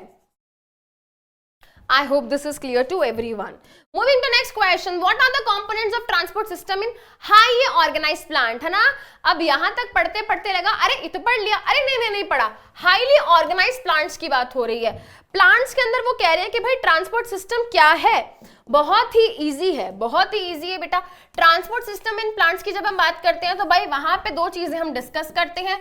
एक है हमारा जाइलम और एक है हमारा फ्लोएम। एक है जाइलम और एक है फ्लोएम। जाइलम जो है वाटर मिनरल का ट्रांसपोर्ट करता है, फ्लोएम जो है फूड का ट्रांसपोर्ट करता है। ठीक है, जाइलम जो है वाटर मिनरल का ट्रांसपोर्टेशन करता है एंड फ्लोएम फूड का ट्रांसपोर्टेशन करता है। क्या इनके बारे में बात कर लें? ट्रांसपोर्ट सिस्टम के कंपोनेंट्स के बारे में बात करिए। चलो एक बारी बात कर लेते हैं यहाँ पे सबसे पहले किसके बारे में, जाइलम के बारे में। So when we talk about xylem, xylem is actually made up of 4 type of cells and components. Here the first one is the vessels, the second one tracheids, third one xylem fibers, and the fourth one is xylem parenchyma. वो components के बारे में पूछ रहा है कि भाई कौन सी चीज कहाँ होती है। तो बेटा अभी पीछे बात करी मैंने, जाइलम जो है it is responsible for the transportation of water and minerals. ठीक है, वाटर एंड मिनरल्स का ट्रांसपोर्टेशन कौन करता है? वाटर एंड मिनरल का ट्रांसपोर्टेशन करता है जाइलम। तो बेटा जाइलम ये जो वाटर एंड मिनरल का ट्रांसपोर्ट करता है, इसमें मेन काम जो वाटर एंड मिनरल ट्रांसपोर्टेशन का है वो कौन करता है? वेसल्स एंड ट्रेकीड्स, ये दोनों करते हैं। ये दोनों मेन क्या है, मेन काम ये कर रहे हैं वाटर एंड मिनरल के ट्रांसपोर्ट का। इन्हीं से वो ट्यूब्स बनी होती है जिनमें हमारा क्या होता है, वाटर मूव करता है। अच्छा, अगर मैं इनके बाकी एस्पेक्ट्स की बात करूं, जैसे फॉर एग्जाम्पल बेटा xylem, tracheids and xylem fibre, ये क्या है, ये डेड होते हैं और ये जो है ये लिविंग होते हैं। ठीक है, चलो अगर हम अब यहाँ पे फ्लोएम की बात करें, हम थोड़ा फ्लोएम के बारे में भी बात कर लेते हैं, भाई बुरा ना मान जाए कहीं फ्लोएम। ठीक है, तो फ्लोएम की अगर हम बात करते हैं तो phloem is actually involved in the food transportation. Food के ट्रांसपोर्टेशन को हम ट्रांसलोकेशन भी बोलते हैं। तो when we talk about phloem tissue food का ट्रांसपोर्टेशन करा रहा है। फूड के ट्रांसपोर्टेशन को ट्रांसलोकेशन बोला जाता है। ट्रांसलोकेशन कराने के लिए फ्लोएम एनर्जी यूज करता है, फ्री में नहीं करता, उसको एटीपी चाहिए ये काम करने के लिए। जब हम फ्लोएम के कंपोनेंट्स की बात करते हैं तो फ्लोएम के अंदर भी क्या है, मेजर 4 कंपोनेंट्स पाए जाते हैं। यहाँ पे हम हाईली ऑर्गेनाइज्ड प्लांट्स की बात कर रहे हैं, तो यानी कि अच्छे प्रॉपर अच्छे वाले प्लांट्स होते हैं ना, बड़े बड़े, उनकी बात हम कर रहे हैं यहाँ पे। तो फ्लोएम की जब हम बात करते हैं बेटा, उसके अंदर क्या क्या प्रेजेंट है, उसके अंदर प्रेजेंट है सीव ट्यूब्स। यही वो मेन चीज है जो फूड का ट्रांसपोर्टेशन कराएगा। बट दुख की बात यह है कि इनके पास न्यूक्लियस नहीं होता। इसके सीव ट्यूब्स के जो सेल्स होते हैं उनके पास न्यूक्लियस नहीं होता। न्यूक्लियस होता है इसके दोस्त के पास, दोस्त, साथी, पार्टनर, क्या बोलते हैं बेटा उसको, कंपेनियन। तो जो सीव सेल के कंपेनियंस हैं उनको हम बोलते हैं कंपेनियन सेल्स। उसके अलावा बेटा यहाँ पे प्रेजेंट होता है हमारा phloem, phloem parenchyma, phloem parenchyma, and फिर हमारे पास होता है फ्लोएम फाइबर, फिर होता है फ्लोएम फाइबर। यहाँ पे बेटा जो मेन ट्रांसपोर्टेशन है फूड, जो मेन ट्रांसपोर्टेशन है किसका, फूड का, वो पॉसिबल हो पाता है किसकी वजह से, सीव ट्यूब्स एंड कंपेनियन सेल्स की वजह से। तो ये है वो मेन कंपोनेंट जो ट्रांसलोकेशन ऑफ फूड कर रहे हैं। एंड अगर हम उसके अलावा इस वाले एस्पेक्ट की बात करें, sieve tube, companion cell and parenchyma, ये क्या है बेटा, ये लिविंग कंपोनेंट होते हैं। एंड जो फ्लोएम फाइबर है ये क्या है, ये डेड कंपोनेंट है, this is dead component. Paper में अगर कोई पूछे कि जाइलम लिविंग है या डेड, तो आप कहेंगे कि जाइलम जो है वो एक्चुअली में एक डेड टिश्यू है, it is actually a dead tissue, क्योंकि 4 में से 3 तो डेड हैं, तो ओवरऑल डेड टिश्यू माना जाता है इसको। फ्लोएम की जब हम बात करते हैं बेटा तो इसको ओवरऑल लिविंग टिश्यू माना जाता है। आ गई बात समझ में? प्यारे प्यारे बच्चों, प्यारे प्यारे आंसर्स लिखने हैं बेटा पेपर में। How are water and minerals transported in plants? Very easy. Water and mineral का ट्रांसपोर्टेशन कौन करता है भाई? वाटर एंड मिनरल का ट्रांसपोर्ट करता है जाइलम। और अगर इतना आंसर लिख के आओगे ना, पिटाई करूंगी तुम्हारी। पेपर है बोर्ड का वाटर एंड मिनरल की ट्रांसपोर्टेशन जाइलम करता है, बस इतना ही लिखोगे। बस थोड़ा सा तो लिख दो यार, कुछ थोड़ा सा तो लिख दो यार, अच्छा सा। क्या लिखे मैम? अच्छा सा। देखो बेटा, अच्छा सा ऐसे लिखना है, अच्छा से ऐसे लिखना है कि वाटर एंड मिनरल का ट्रांसपोर्टेशन जाइलम के थ्रू होता है, ठीक है, जाइलम टिश्यू के थ्रू होता है। कहां से कहां होता है? सॉइल से लेके लीव्स तक एंड एरियल पार्ट्स तक पहुंचाया जाता है। इस ट्रांसपोर्टेशन को बेसिकली हम क्या बोलते हैं बेटा? एनसीईआरटी के अंदर तो नहीं दिया हुआ, बट मैंने क्लास में पढ़ाया है तुमको। इसको हम बोलते हैं ascent of SAP. Main component xylem का कौन इन्वॉल्व है ना? सिर्फ इतना सा लिख दोगे जाइलम। बताओ बेटा, main tissue, sorry, main component xylem tissue का जो transportation of water and mineral का कराता है वो होते हैं वेसल्स एंड वो होते हैं ट्रेकीड्स। बस इतना ही आंसर दोगे, ये नहीं बताओगे कि movement of water and mineral जो होता है वो हमेशा कहां होता है?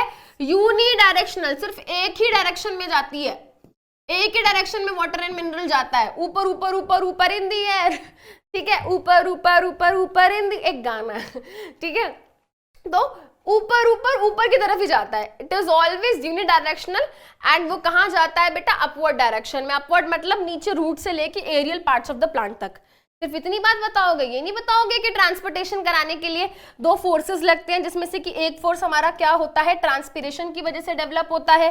ट्रांसपिरेशन की वजह से डेवलप होने वाला एक पुलिंग फोर्स, उस पुलिंग फोर्स को हम बोलते हैं ट्रांसपिरेशनल पुल या सक्शन पुल। एंड उसके अलावा बेटा जब पानी एब्जॉर्ब होता है रूट्स के अंदर, तो रूट्स के अंदर एक प्रेशर डेवलप होता है जिसको हम बोलते हैं रूट प्रेशर। तो ये दोनों प्रेशर, ये सॉरी नॉट दोनों प्रेशर, ये दोनों फिजिकल फोर्सेस क्या करते हैं? वाटर एंड मिनरल की ट्रांसपोर्टेशन कराने में हेल्प करते हैं इन द जाइलम टिश्यू। इतना तो लिखा ना यार, इतना तो लिख ही सकते हो, है ना। चलो आगे चलते हैं, नेक्स्ट क्वेश्चन। फूड का ट्रांसपोर्टेशन कैसे होता है प्लांट्स के अंदर? अब फिर वही बेशर्मों की तरह है मैम फ्लोएम, मैम एक आंसर, मैम एक वर्ड में आंसर लिखा है, मैम मजा आ गया। How is food transported in plants? हम लिख कर आएंगे मैम, वन वर्ड आंसर लिख के आएंगे मैम, फ्लोएम, डन।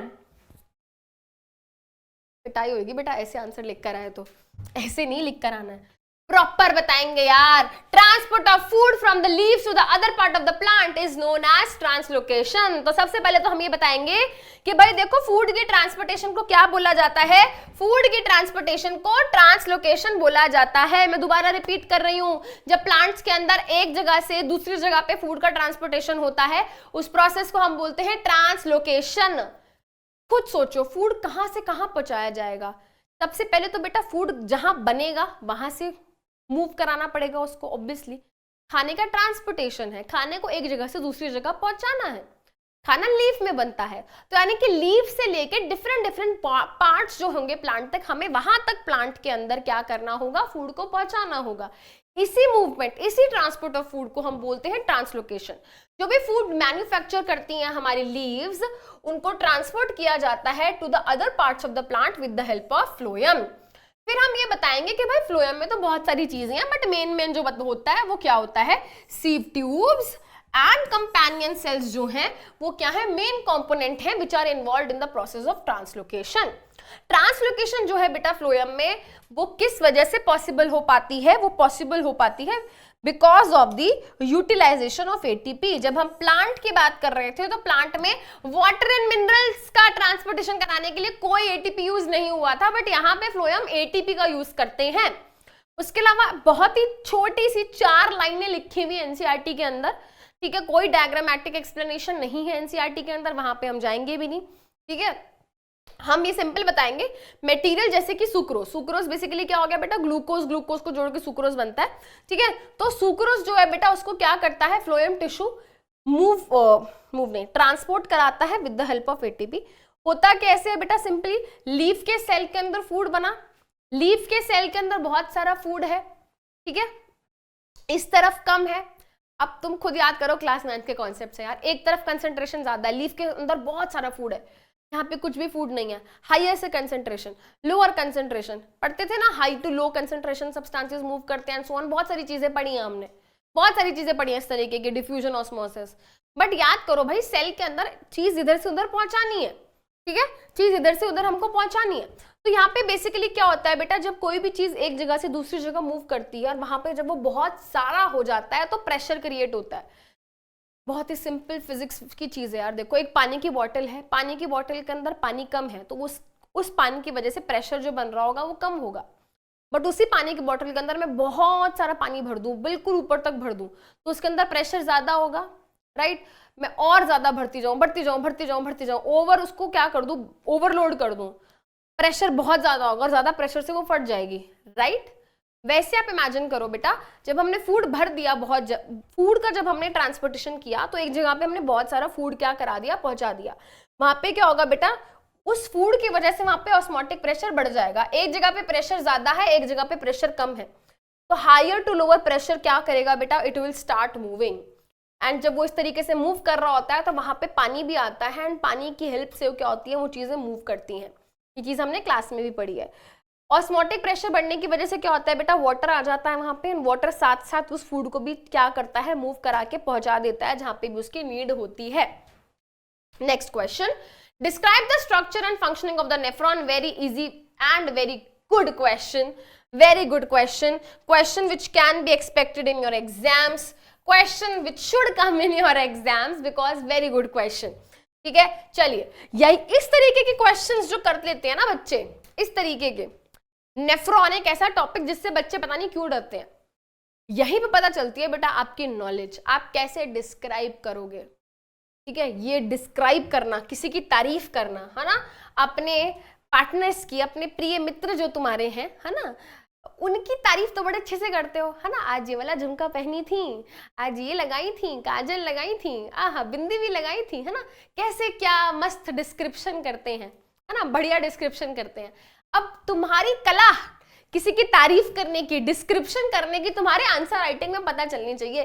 कैसे तुम बताओगे नेफ्रॉन क्या है, तो तुम बताओ भाई नेफ्रॉन में आगे कप शेप पार्ट होता है, उसके पीछे एक पूंछ होती है जिसको ट्यूब्यूल बोलते हैं, आखिरी में एक ट्यूब होती है जिसको हम कलेक्टिंग डक्ट बोलते हैं, हमारा जो कप शेप पार्ट होता है जिसको हम बोमेंस कैप्सूल बोलते हैं, उसके अंदर गुच्छा होता है कैपिलरीज का जिसको हम ग्लोमेरुलस बोलते हैं, ग्लोमेरुलस के अंदर ब्लड फिल्टर होता है जिसको अल्ट्रा फिल्ट्रेशन बोलते हैं, फिल्ट्रेशन होने के बाद जो भी कूड़ा, जो भी वेस्ट निकला उसको फिल्ट्रेट बोलते हैं, फिल्ट्रेट उसके बाद टिब्यूल की तरफ जाता है, टिब्यूल में जाके वहां पे वो वेस्ट दोबारा से रीअब्सॉर्ब हो जाता है, रीअब्सॉर्प्शन होने के बाद कुछ चीजें दोबारा से ब्लड कैपिलरीज से नेफ्रॉन के टिब्यूल में डाली जाती हैं, वहां से फिर यूरिन बना, यूरिन कलेक्टिंग डक्ट में गया, कलेक्टिंग डक्ट में जाने के बाद यूरेटर में गया, यूरेटर के बाद यूरिनरी ब्लैडर में गया, वहां पे वो थोड़े टाइम के लिए स्टोर हुआ कि अभी मेरे को बाहर नहीं जाना, ओके अब मेरे जाने का वक्त आ गया है, बाय बाय, मैं जा रहा हूँ बॉडी के बाहर, किसकी मदद से, यूरेथ्रा की मदद से, टाटा बाय बाय।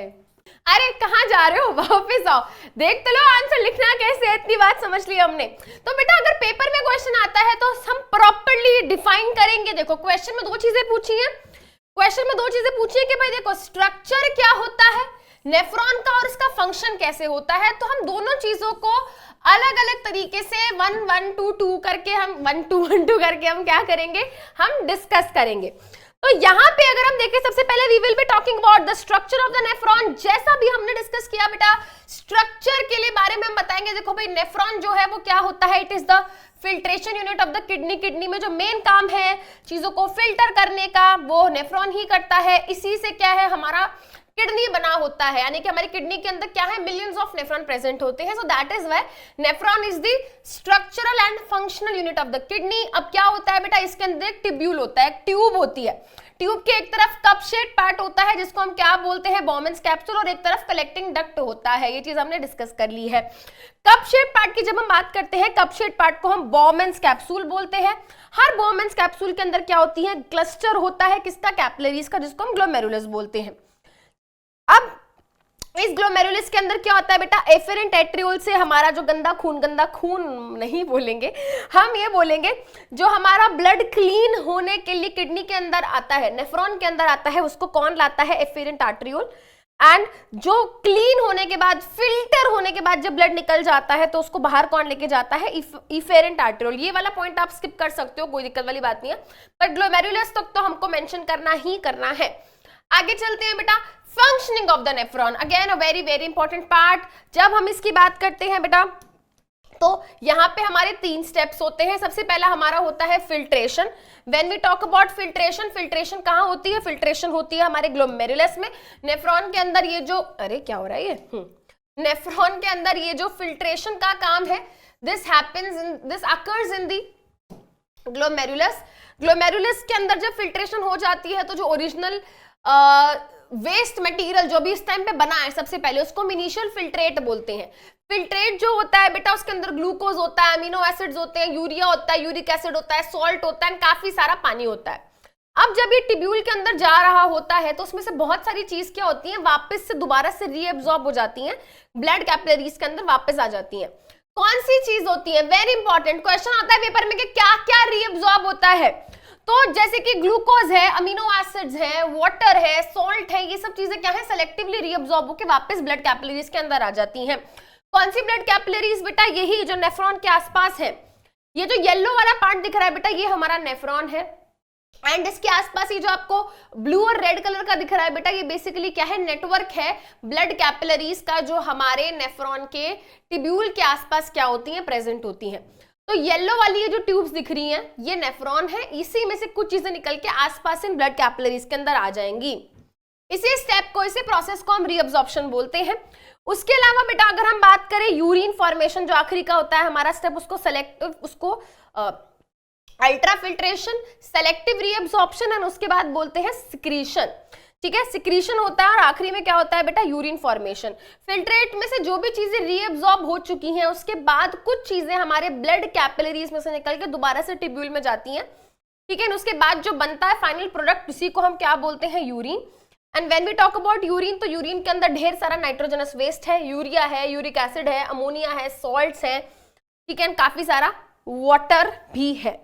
यूरिन जो बना है नेफ्रॉन में से, वो निकल के सबसे पहले कलेक्टिंग डक्ट में जाएगा, एंड कलेक्टिंग डक्ट में एक बार जब वो चला गया तो उसके बाद यूरेटर, यूरेटर के बाद अभी हमने स्टोरी देखी पूरी की पूरी।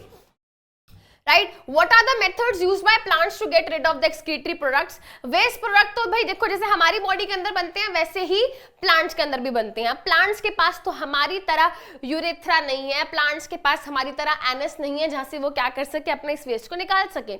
बट उनकी बॉडी के अंदर भी डिफरेंट डिफरेंट मैकेनिज्म्स होते हैं जिसके थ्रू वो इस वेस्ट से क्या करते हैं, छुटकारा पाते हैं। कैसे होता है भाई, देखो प्लांट्स की जब हम बात करते हैं तो अपने गैसियस वेस्ट को, गैसियस वेस्ट मतलब गैस वाला वेस्ट, प्लांट जब फोटोसिंथेसिस करता है तो उस टाइम पे ऑक्सीजन एक वेस्ट की तरह निकलती है। कहां से निकलती है, स्टोमेटा के थ्रू। प्लांट जब रेस्पिरेशन करते हैं, जैसे कि हम कार्बन डाइऑक्साइड एक्सहेल कर रहे हैं, तो भाई वो भी क्या करते हैं, कार्बन डाइऑक्साइड रिलीज करते हैं अपनी बॉडी से, यस, रेस्पिरेशन के टाइम पे। कैसे, स्टोमेटा के थ्रू। तो ये क्या है भाई, एक तरीका है क्या करने का, वेस्ट से छुटकारा पाने का। लीव्स में क्या होती हैं, स्टोमेटा होती हैं, एंड वुडी स्टेम्स में क्या होते हैं, लेंटिसेल्स होते हैं। Second point we have is, plant के अंदर जो बहुत सारे वेस्ट सब्सटेंसेस होते हैं वो प्लांट अपने अंदर स्टोर करके रखते हैं, कहाँ पे, लीव्स में। एंड जब बहुत ज्यादा वेस्ट हो जाता है तो क्या करते हैं बेटा, उनकी जो बार्क है, उनकी स्टेम की जो बार्क वाला बाहर वाला पार्ट होता है जिसको हम बार्क बोलते हैं, वो पील ऑफ होके गिरने लगता है। जो फ्रूट्स है जब उनमें बहुत ज्यादा हो जाता है तो वो गिर जाते हैं।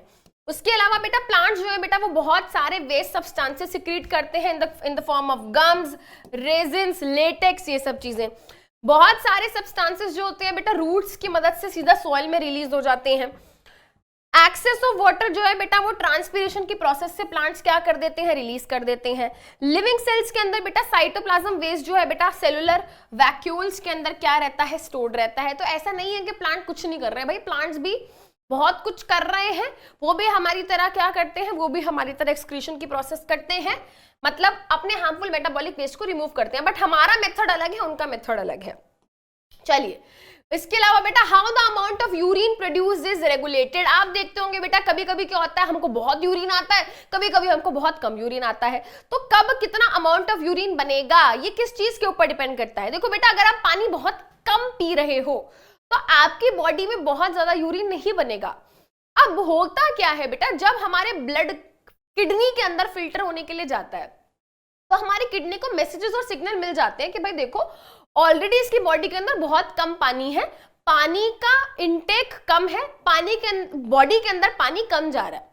जो बचा कुचा पानी है अगर वो भी हमने यूरिन के फॉर्म में बाहर निकाल दिया तो प्रॉब्लम होगी। तो उस टाइम पे हमारी बॉडी क्या करती है, रेगुलेट करती है। तो कितना अमाउंट ऑफ यूरिन प्रोड्यूस होगा, this is actually depends on the water present in our body. The amount of urine produced depends on how much excess water is available in the body. हमारी body के अंदर extra access पानी कितने amount में है ये इस बात पे डिपेंड करता है। यूरिन प्रोडक्शन कितना होगा वो इसी बात पे क्या करता है, डिपेंड करता है। और कितने डिसॉल्व वेस्ट है, राइट। तो more water and more dissolve waste, जितना ज्यादा पानी होगा बॉडी में, जितना ज्यादा डिसॉल्व वेस्ट होगा ब्लड के अंदर, उतना ज्यादा यूरिन बनेगा। और अगर बहुत कम पानी हम पी रहे हैं, ठीक है, और हमारी बॉडी के अंदर डिसॉल्व वेस्ट भी कम है तो उतना ही कम यूरिन हमारी बॉडी के अंदर प्रोड्यूस होगा, राइट। चलिए अब इसी के साथ क्या था बेटा, हमने इंटेक्स क्वेश्चंस हमने डिस्कस कर लिए।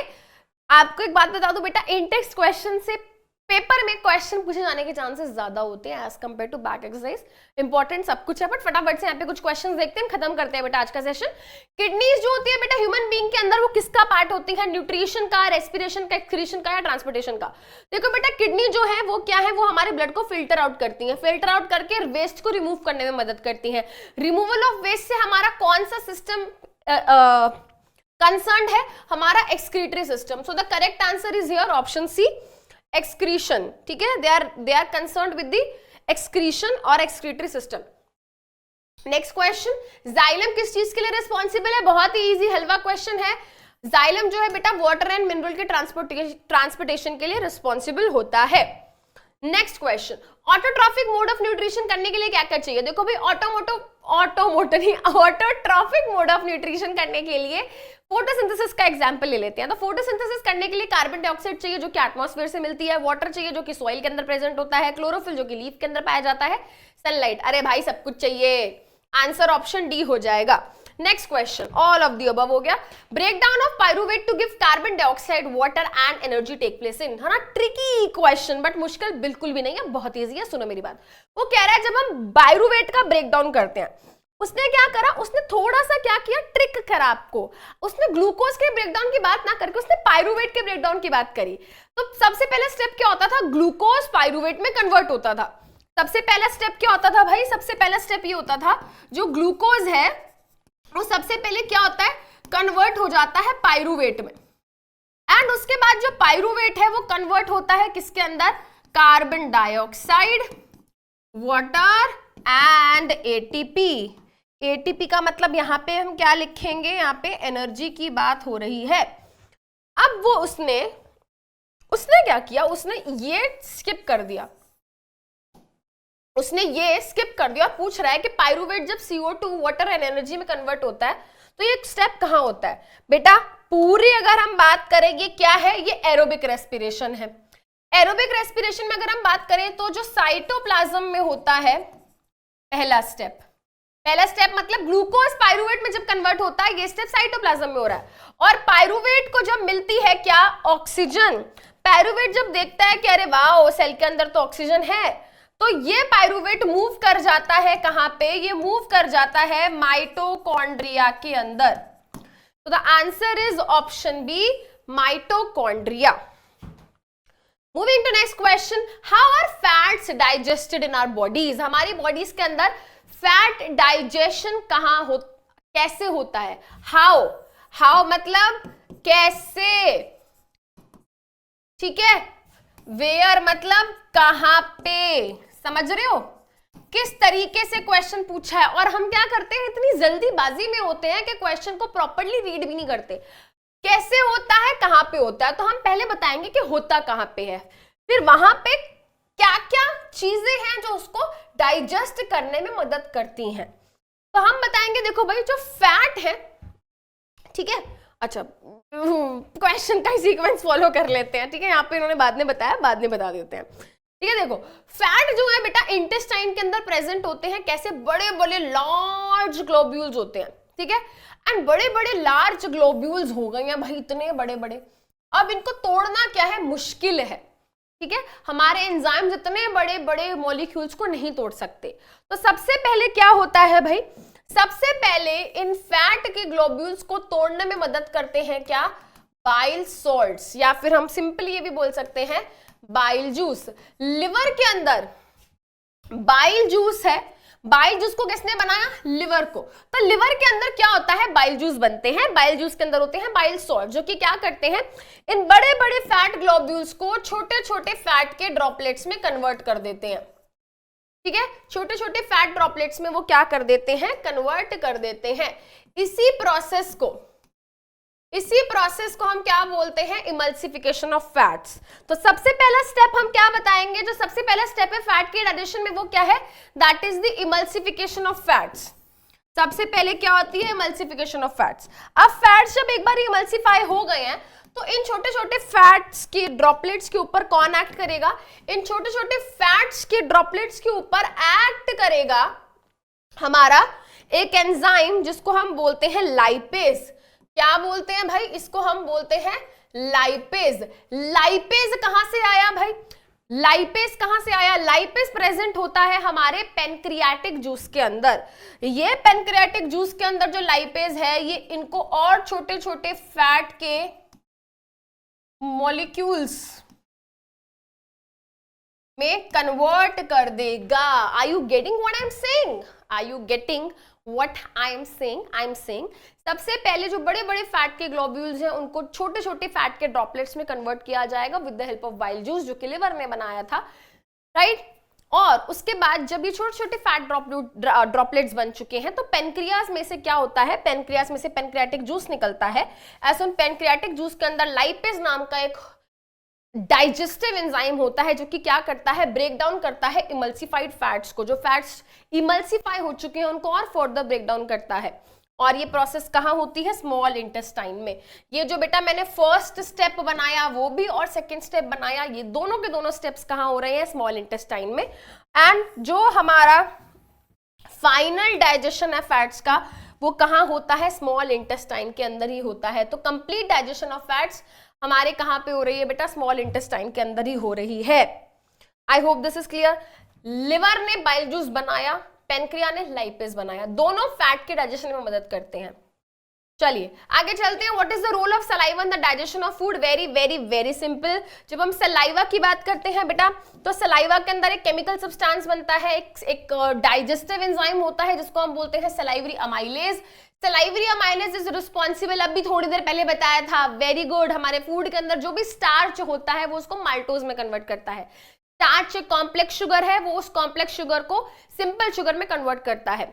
मोर ओवर, सिर्फ बात इतनी नहीं है बेटा, सलाइवा जो है, सलाइवा की मदद से हमारा जो फूड है, जो भी हमने खाया है ना, हमने जो भी खाने को कंज्यूम किया है भी हमारे माउथ में, उसको मॉइस्टन कर देता है। मॉइस्ट मतलब गीला कर देता है, जिसकी मदद से क्या होता है, हम उसको किसी भी फूड को चबाना, च्यू करना इजी हो जाता है, ठीक है, इजी हो जाता है। तो ये क्या करता है बेटा, ब्रेकिंग डाउन ऑफ फूड को थोड़ा और इजी कर देता है। चूइंग में जब हमारा फूड सॉफ्ट हो जाता है, वहां पे रोल किसका है, सलाइवा का है। What are the necessary conditions for autotrophic nutrition and what are its byproducts? बेटा देखो वही चीज आपको घुमा फिरा के पूछी जा रही है, अभी हमने एमसीक्यू में भी डिस्कस करा। ऑटोट्रॉफिक न्यूट्रिशन, बेसिकली यहाँ पे वो पूछ रहा है ऑटोट्रॉफिक न्यूट्रिशन करने के लिए क्या जरूरी है। बेटा आपके पेपर में आपको अगर ऑटोट्रॉफिक न्यूट्रिशन के बारे में पूछा जा रहा है तो ऑटोमेटिक मान लो कि आपको फोटोसिंथेसिस के बारे में पूछ रहे हैं, दैट्स इट। हमने ऑटोट्रॉफिक न्यूट्रिशन और भी टाइप्स की पढ़ी हैं, बट हमारा फोकस किस पे था, फोटोसिंथेसिस पे। आपको पेपर में ऑटोट्रॉफिक न्यूट्रिशन का मतलब समझना है तो सिर्फ और सिर्फ फोटोसिंथेसिस आपके दिमाग में आना चाहिए। फोटोसिंथेसिस करने के लिए नेसेसरी कंडीशंस क्या हैं, मतलब यानी कि क्या चाहिए भाई फोटोसिंथेसिस के लिए। फोटोसिंथेसिस के लिए चाहिए CO2, फोटोसिंथेसिस चाहिए H2O, फोटोसिंथेसिस के लिए चाहिए सनलाइट, फोटोसिंथेसिस के लिए चाहिए क्लोरोफिल, फोटोसिंथेसिस के लिए चाहिए क्लोरोफिल। ये चारों चीजें मिलेंगी, फोटोसिंथेसिस की प्रोसेस होगी और इन रिटर्न क्या मिलेगा, फूड मिलेगा, खाना। ठीक है, खाना। बस क्या यही बात पूछी है, नहीं, बाय प्रोडक्ट भी पूछे हैं। तो भाई ऐसे थोड़ी ना काम चलेगा, जब बाय प्रोडक्ट बताने हो तो तब वहां पे क्या बताना होता है, very good, chemical reaction.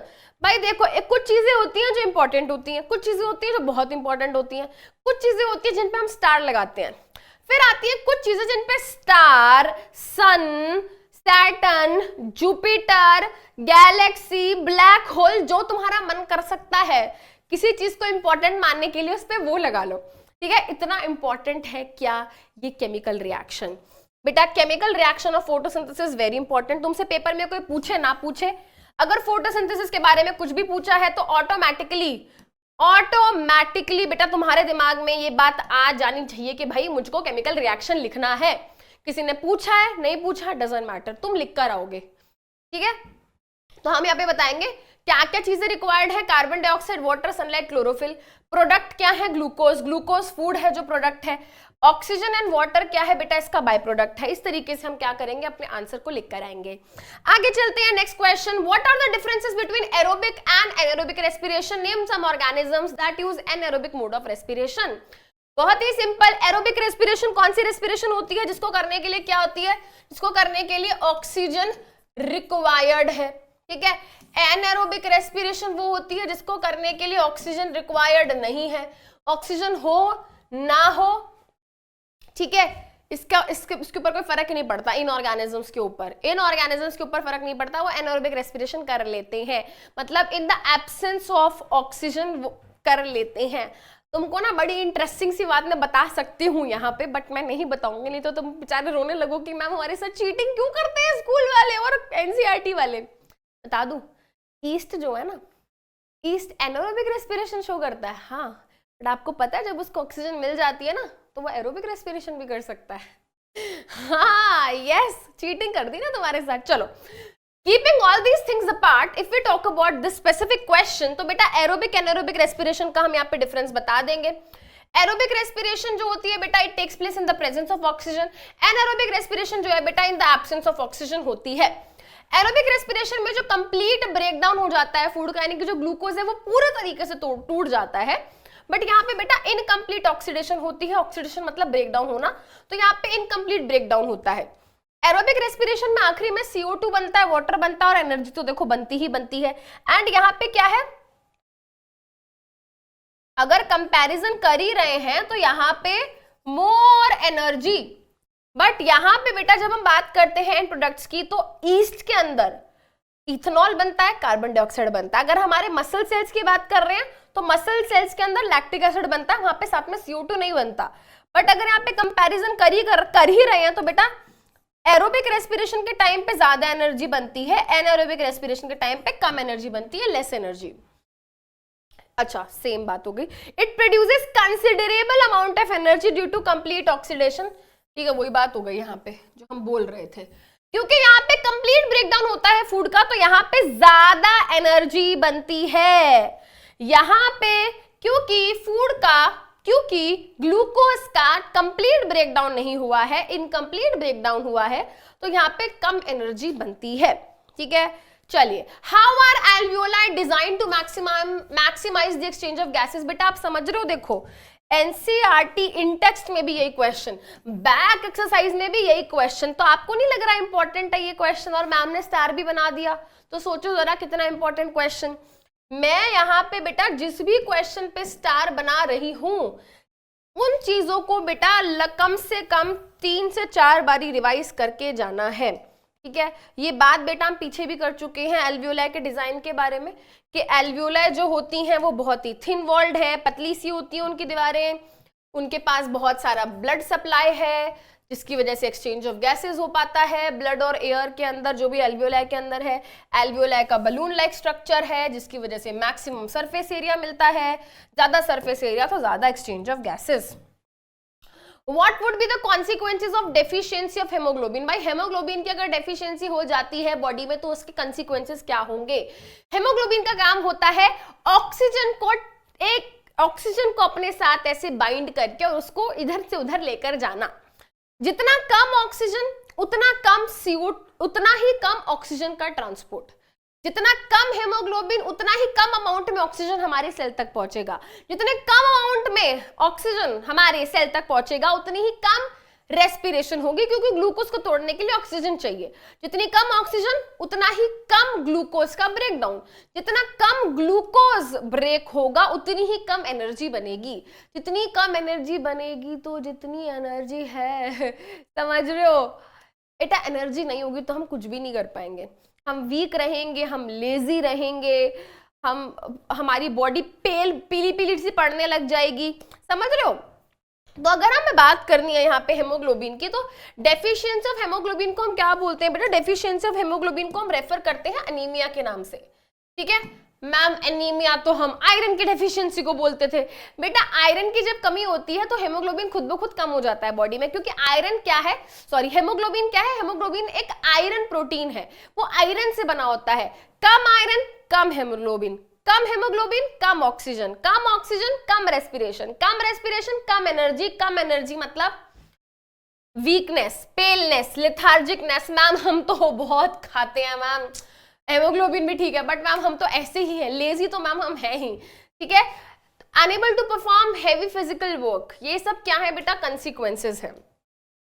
Describe double circulation of blood in human beings, why it is necessary.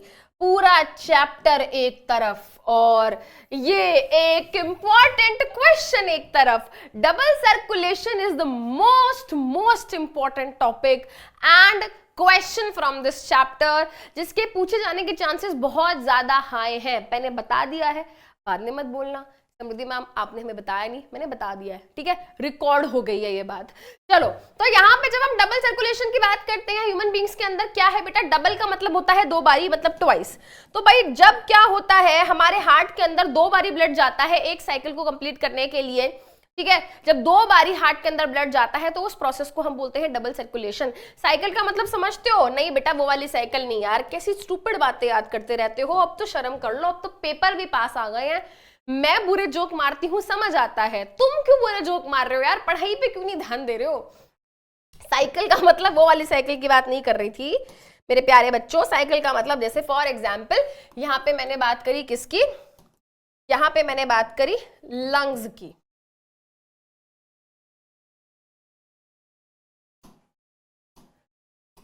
ठीक है।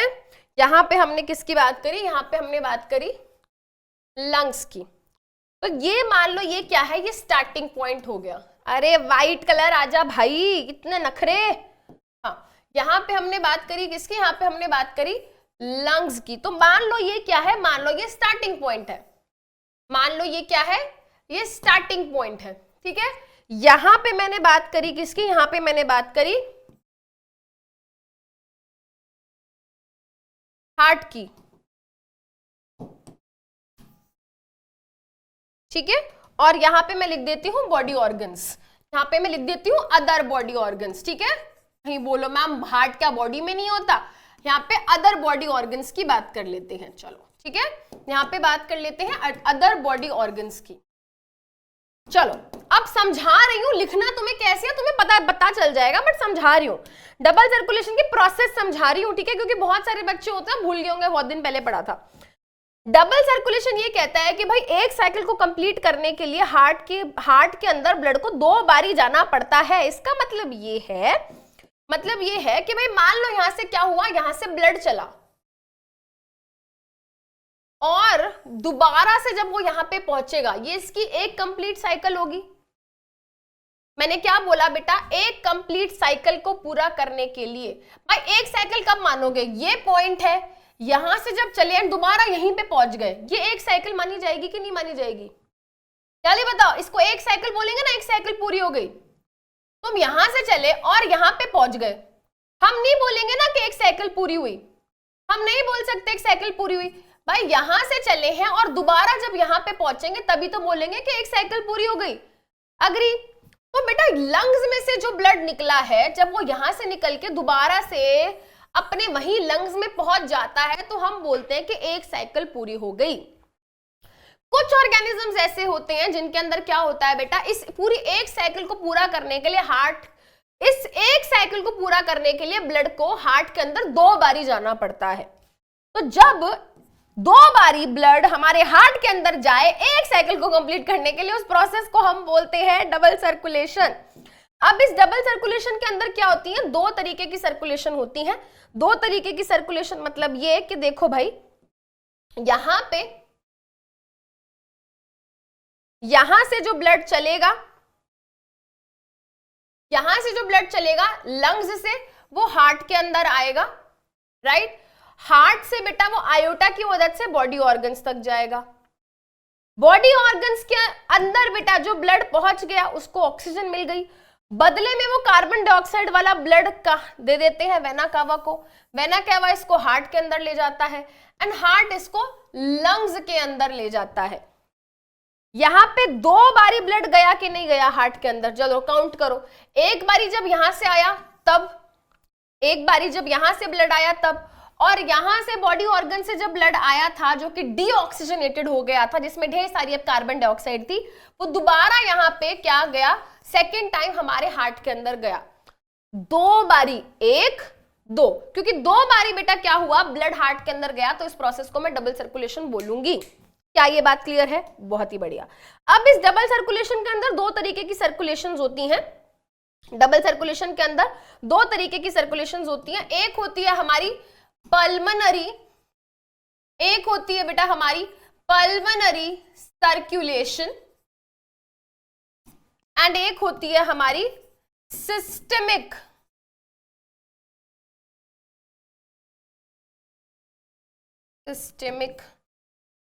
सर्कुलेशन।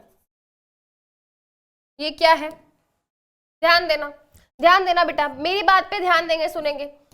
जो भी सर्कुलेशन हमारे हार्ट और लंग्स के बीच में हो रही है उसको हम बोलते हैं पल्मनरी सर्कुलेशन। पल्मनरी जो टर्म है, it is always going to be related with lungs. वो ये कहता है भाई यहाँ पे ब्लड क्या था, यहाँ पे जो ब्लड है इस टाइम, यहाँ पे जो ब्लड है इस टाइम वो डीऑक्सीजनेटेड हो चुका है। ये वाला ब्लड हार्ट से निकलेगा, लंग्स में जाएगा, लंग्स में उसको ऑक्सीजन मिलेगी, वहां से वो ब्लड कन्वर्ट हो गया ऑक्सीजनेटेड ब्लड में और वापस हार्ट में आ गया। क्या बोला मैंने? हार्ट से लंग्स, लंग्स से हार्ट, हार्ट से लंग्स, लंग्स से हार्ट, हार्ट से लंग्स तक गया, लंग्स में ब्लड ऑक्सीजनेटेड हुआ, हार्ट में आया। दोबारा रिपीट कर रही हूं, हार्ट से ब्लड लंग्स में गया, लंग्स से दोबारा हार्ट में आया, हार्ट में से ब्लड गया लंग्स में, लंग्स से दोबारा हार्ट में आया। ये जो सर्कुलेशन चल रही है, इस सर्कुलेशन को पल्मोनरी सर्कुलेशन बोलते हैं। दूसरा circulation, systemic circulation. Systemic circulation मतलब circulation between heart and body organs. Heart के अंदर ब्लड ऑक्सीजन वाला है, ऑक्सीजन वाला ब्लड बॉडी ऑर्गन्स तक गया, बॉडी ऑर्गन्स में ब्लड डीऑक्सीजनेट होकर दोबारा हार्ट में गया। हार्ट से ब्लड निकला बॉडी ऑर्गन्स के पास, बॉडी ऑर्गन से ब्लड निकला हार्ट के पास, हार्ट से ब्लड निकला बॉडी ऑर्गन से हार्ट के पास। इस सर्कुलेशन को हम सिस्टमिक सर्कुलेशन बोलते हैं। बात समझा दी है, लिखना कैसे है फटाफट से एक बार देख लो। ब्लड जो है वो हार्ट में 2 बारी एंटर करता है, डिफरेंट पाथवे लेता है एक साइकिल कंप्लीट करने के लिए। इसी प्रोसेस को डबल सर्कुलेशन बोलते हैं।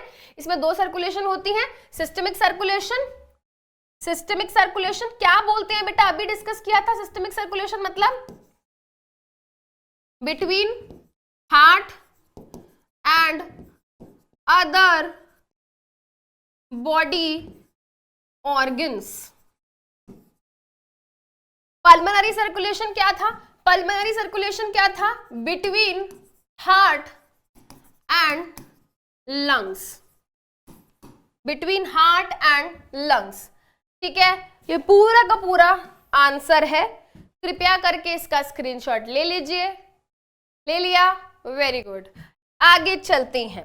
ठीक है, नेसेसिटी क्या है? डबल सर्कुलेशन क्यों जरूरी है बेटा? डबल सर्कुलेशन से ये होता है कि ऑक्सीजनेटेड और डीऑक्सीजनेटेड ब्लड अलग अलग रहते हैं, जिसकी वजह से एफिशिएंट ऑक्सीजन सप्लाई, अच्छे से ऑक्सीजन पहुंच पाती है हमारे सेल तक, जिसकी वजह से क्या होता है, ज्यादा ऑक्सीजन, ज्यादा रेस्पिरेशन, ज्यादा एनर्जी, और वो एनर्जी यूज करते हैं organism for the purpose of temperature maintenance. Body का कांस्टेंट टेम्परेचर मेंटेन करने में वो मदद मिल पाती है. और ये जो डबल सर्कुलेशन की प्रोसेस है बेटा, जो कंप्लीट प्रॉपर डबल सर्कुलेशन की प्रोसेस जो है वो किसके अंदर देखने को मिलती है? Very good. ये देखने को मिलती है किसके अंदर? मैमल्स एंड बर्ड्स के अंदर. और हमको पता है मैमल्स और बर्ड्स ही ऐसे एनिमल्स हैं जो कि क्या करते हैं, 4 चेंबर हार्ट होता है और ये अपना बॉडी का टेम्परेचर मेंटेन कर पाते हैं. क्यों? क्योंकि उनके अंदर डबल सर्कुलेशन की प्रोसेस होती है. I am very tired now and I think class खत्म होने वाली है. अच्छा, 2-3 क्वेश्चंस और बचे हैं, 2 क्वेश्चंस और बचे हैं. चलिए, what are the differences between transport of material in xylem and phloem? वो कह रहा है भाई जाइलम से जो ट्रांसपोर्टेशन होता है एंड जो फ्लोएम से ट्रांसपोर्टेशन होता है, क्या डिफरेंस है? देखो भाई, जाइलम से ट्रांसपोर्ट होता है वाटर एंड मिनरल्स का, फ्लोएम से ट्रांसपोर्ट होता है फूड का. ठीक है, मूवमेंट जो है बेटा वो जनरली यूनिडायरेक्शनल होती है. मूवमेंट जो है बेटा यहाँ पे बाई डायरेक्शनल होती है. ठीक है, यहाँ पे एक तो ये 4 नहीं होगा, ये 3 होगा. ठीक है, ये भी 3 होगा. ठीक है, चलो, और ये 4 होगा. समझ जाओ यार, तुम भावनाओं पे ध्यान दो. ठीक है, चलो, भावना पे नहीं, तुम मेरे पे ध्यान दो. ठीक है, उस पे बाद में ध्यान देना, तुम मुझ पे मेरी बातों पे ध्यान दो. ठीक है, जो यहाँ मैं तुम्हें बता रही हूँ. यहाँ पे बेटा देखो, जो है ट्रांसपोर्टेशन जो है बेटा, मेन ट्रांसपोर्टेशन हमारे जाइलम के वेसल्स एंड ट्रेकीड्स करते हैं. फ्लोएम जो है बेटा, फ्लोएम में सीव tubes and companion sales transportation करते हैं. यहाँ पे एटीपी रिक्वायर्ड नहीं है, बट यहाँ पे कुछ प्रेशर जैसे कि रूट प्रेशर और ट्रांसपिरेशन पूरे इन्वॉल्व है. यहाँ पे प्रॉपर एटीपी का यूटिलाइजेशन होता है. I hope this is clear. Very good, very easy question. Compare the functioning and, okay, very nice, important question, please note. Important, paper में आ सकता है. Compare the functioning of alveola in the lungs and nephron in the kidneys with respect to their structure and functioning. Ma'am ऐसा question देख के ना ma'am हम क्या करते हैं, मैम आपको बताएं, हम पेपर पलट देते हैं मैम, नेक्स्ट क्वेश्चन देखने लग जाते हैं हम, क्योंकि मैम ऐसे वाले क्वेश्चन देख के तो मैम समझ ही नहीं आता क्या करें. ठीक है, मैं बताती हूँ तुमको क्या करना है. तुमको पेपर नहीं पलटना है बेटा, ऐसे वाले क्वेश्चन देख के तुमको समझना है कि पूछने की कोशिश क्या कर रहे हो, कहना क्या चाहते हो, क्या कहना चाहते हो, क्या पूछना चाहते हो. वो कह रहा है देखो भाई, हमारे लंग्स के अंदर एल्वियोलाई होते हैं और हमारी किडनी के अंदर नेफ्रॉन्स होते हैं. वो कह रहा है इनको कंपेयर करो. भाई लंग्स क्या कर रहे हैं, लंग्स हमें ब्रीदिंग में मदद कर रहे हैं, एल्वियोलाई हमें एक्सचेंज ऑफ गैसेस में मदद कर रहे हैं, नेफ्रॉन क्या कर रहे हैं, फिल्ट्रेशन ऑफ ब्लड में मदद कर रहा है. वो कह रहा है इन दोनों के स्ट्रक्चर को और फंक्शन को थोड़ा कंपेयर कर दो. एंड कंपेयर करने का मतलब कभी भी ये नहीं होता कि उनके अंदर डिफरेंसेस बताने हैं. आप सिंपली आप समझो बेटा, उसने एक ही क्वेश्चन में ना आपसे 2 अलग अलग सिस्टम के क्वेश्चन पूछ लिए, दैट्स इट. इसको अपने हिसाब से करो, जो तुमको इसके बारे में आता है वो लिखो, जो तुमको इसके बारे में आता है वो लिखो. लिखो ना कि एल्वियोलाई बलून जैसे होते हैं, नेफ्रॉन ट्यूब जैसे होते हैं. एल्वियोलाई का जो काम है वो सरफेस एरिया इंक्रीज करा के एक्सचेंज ऑफ गैसेस कराना है. नेफ्रॉन का जो काम है वो फिल्ट्रेशन ऑफ ब्लड करना है. ये ब्रीदिंग में मदद कर रहा है, ये एक्सक्रीशन में मदद कर रहा है. ऐसे बताओ भाई, डरना क्यों है? डर के क्या होगा? डर के कुछ नहीं होगा, सामना करना है अपने डर का. एल्वियोलाई जो है बेटा एक pouch like, air sac like structure है, बलून लाइक है. ये इलोंगेटेड ट्यूब्स होते हैं, मतलब कि भाई ये ऐसा दिखता है और ये ऐसा दिखता है. ठीक है, वॉल जो है एल्वियोलाई की वो बहुत ही पतली होती है, पतली सी होती है, थिन होती है, बलून जैसी शेप है. आप इसका बताओगे भाई इसमें बॉमन्स कैप्सूल होता है और इसमें कुछ ट्यूब होती है, टिब्यूल बोलते हैं जिसको. यहाँ पे आसपास क्या होती है, ब्लड कैपिलरीज होती हैं, इसको सराउंड करके रखती हैं. इसके भी क्या होती है बेटा, इसमें भी 2 तरीके के पैचेस होते हैं. एक गुच्छा रखा हुआ है ब्लड कैपिलरीज का बोमेंस कैप्सूल में, और आसपास क्या होती है, सराउंडिंग कैपिलरीज होती हैं, इनको पेरिटिब्यूलर कैपिलरीज भी बोलते हैं। उसके अलावा बेटा एल्वियोला है, क्या मिलियंस ऑफ एल्वियोला है लंग्स में, जो कि क्या कर रहे हैं, लार्ज सरफेस एरिया दे रहे हैं, एक्सचेंज ऑफ गैसेस में मदद कर रहे हैं। ठीक है, ये क्या है बेटा, मिलियंस ऑफ नेफ्रॉन भी हैं, और ये क्या करते हैं बेटा, ये filtration of the blood, selective reabsorption और यूरिन के फॉर्मेशन में मदद करते हैं। बस simple, easy PG, lemon squeezy, that's all for today. और मैं क्या कहूँ, बस मैं ये कहूंगी भाई thank you so much for being here. ठीक है, चलो जोक्स अपार्ट बेटा, मैं आपको यही बोलना चाहती हूँ, कॉन्सेप्ट बहुत अच्छे से हमने पढ़े हैं, एंड जब इस तरीके के हम सेशंस करते हैं तो हमारी रिवीजन भी उतनी ही बहुत अच्छे से हो जाती है। ठीक है, क्या करना है, होमवर्क ये है बेटा, एनसीईआरटी के क्वेश्चंस डिस्कस हो गए, तुम्हारा होमवर्क ये है कि एक बार NCERT exemplar life process search कर लेना इंटरनेट पे, बहुत सारे क्वेश्चंस दिख जाएंगे, वो आपको प्रैक्टिस करनी है। ठीक है, चलिए अब हम मिलेंगे नेक्स्ट क्लास में with another topic, with another video solution of another chapter.